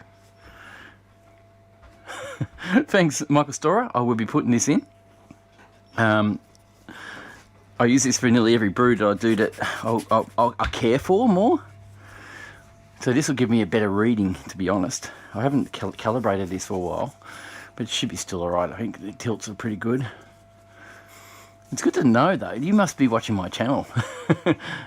Michael Storer. Good on you, mate. Thank you. Appreciate your support. Yeah, I don't use a final gravity. They do have some calculators for it, though.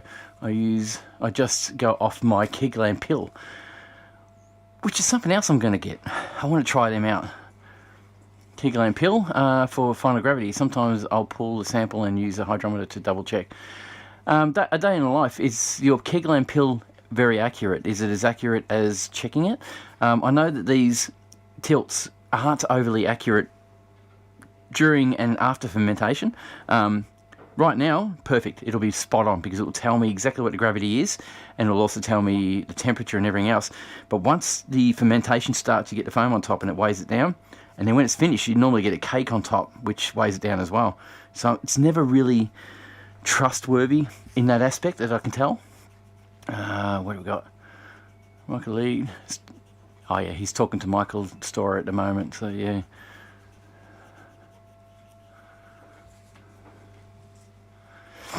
Yeah, so I've been studying the pill as well, trying to learn a bit about it. It is getting more, the tech is getting better and cheaper, which is absolutely awesome. Throw it in now. I've just sanitised that. Might as well have it in there so it's a stirring. I will, once I'm finished doing all this, I will check it. What we got? We're at way too much. Okay, that's... geez, am I going to want to go any further than that? We're at 23 litres. Oh, it's just finished. Okay, that's good to know.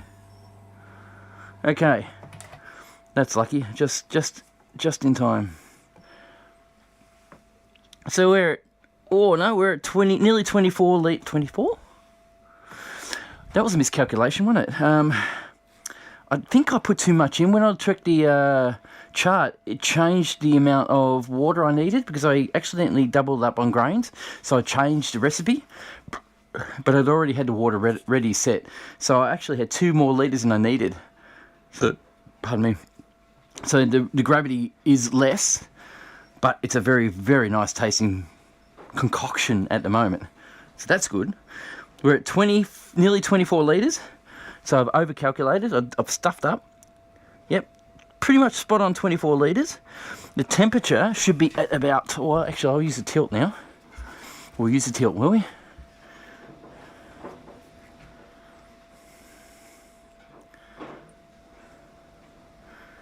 Tilt, tilt, tilt, tilt. Tilt. Now, what would we call this? For now, experimental ale. I'll do that. I love saying experimental anythings. Excuse me again. All right. The gravity, it's saying it's actually 1066. That's the gravity. And it's at 21.7 degrees Celsius. I'll let that sit a bit. The tilt, 1066, that's actually... that did say that. 1066, guys. So it's actually pretty high gravity for what it is. I've actually brewed pretty good. So I'm reading the what do you call this? Yeah, okay. A day in the life. The pill was cheaper and it hooks to Wi-Fi so I can read it all the time from anywhere. See, that's what I'm thinking about the pill, is that you can use the pill anywhere you are. I can be at work and go, what's going on? Is it actually working? Okay, so the tilt has settled. It's 1065 gravity. That's what I'm going to go by, because the tilt seems to be pretty accurate. At 21.1 degrees Celsius, that's temperature. That'll do. Obviously, yeah, okay. Hang on, it's changed. I'll give it some time. I'll let it settle a bit. Take a sip of my favourite beer at the moment. Okay, okay, it said 20.6 degrees Celsius. How's that? So the tilt is acclimatizing to the temperature. We'll leave it at that. I will pop my yeast in, because that's ready to go. You can already see it settling.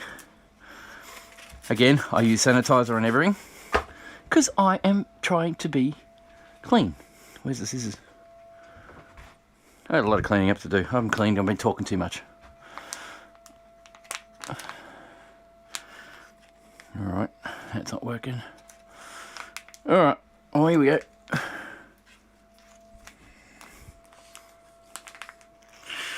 I've got no scissors, and it's not tearing.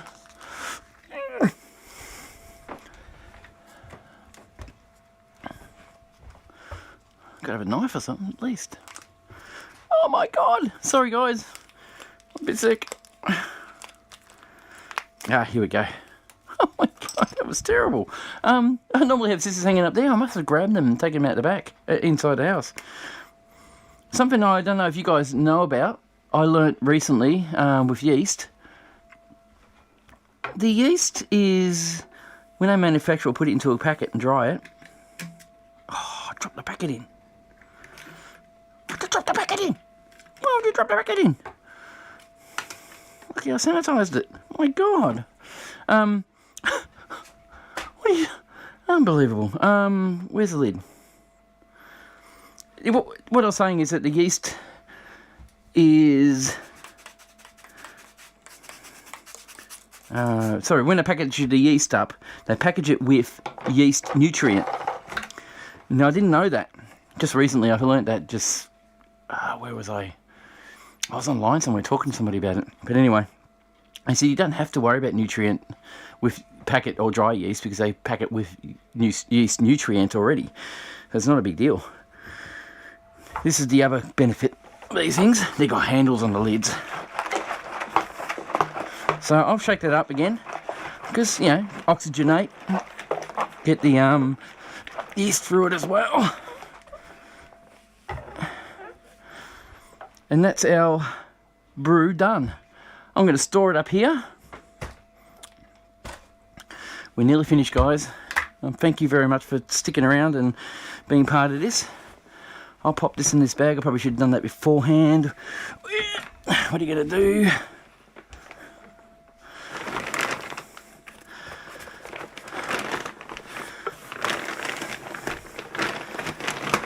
Oh, that's tearing. Let's hear that.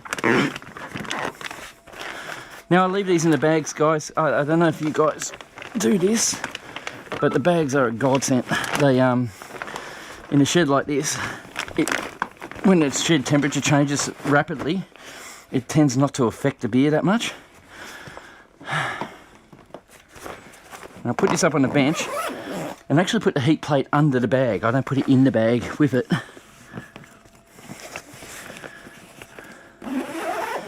Whew.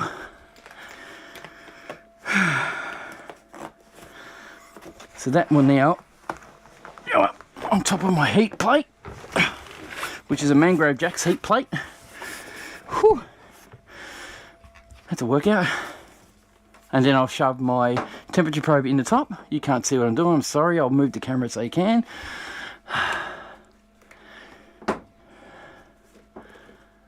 you go. Hopefully you can see. Nope, I'll move some things around. Hang on. Excuse me.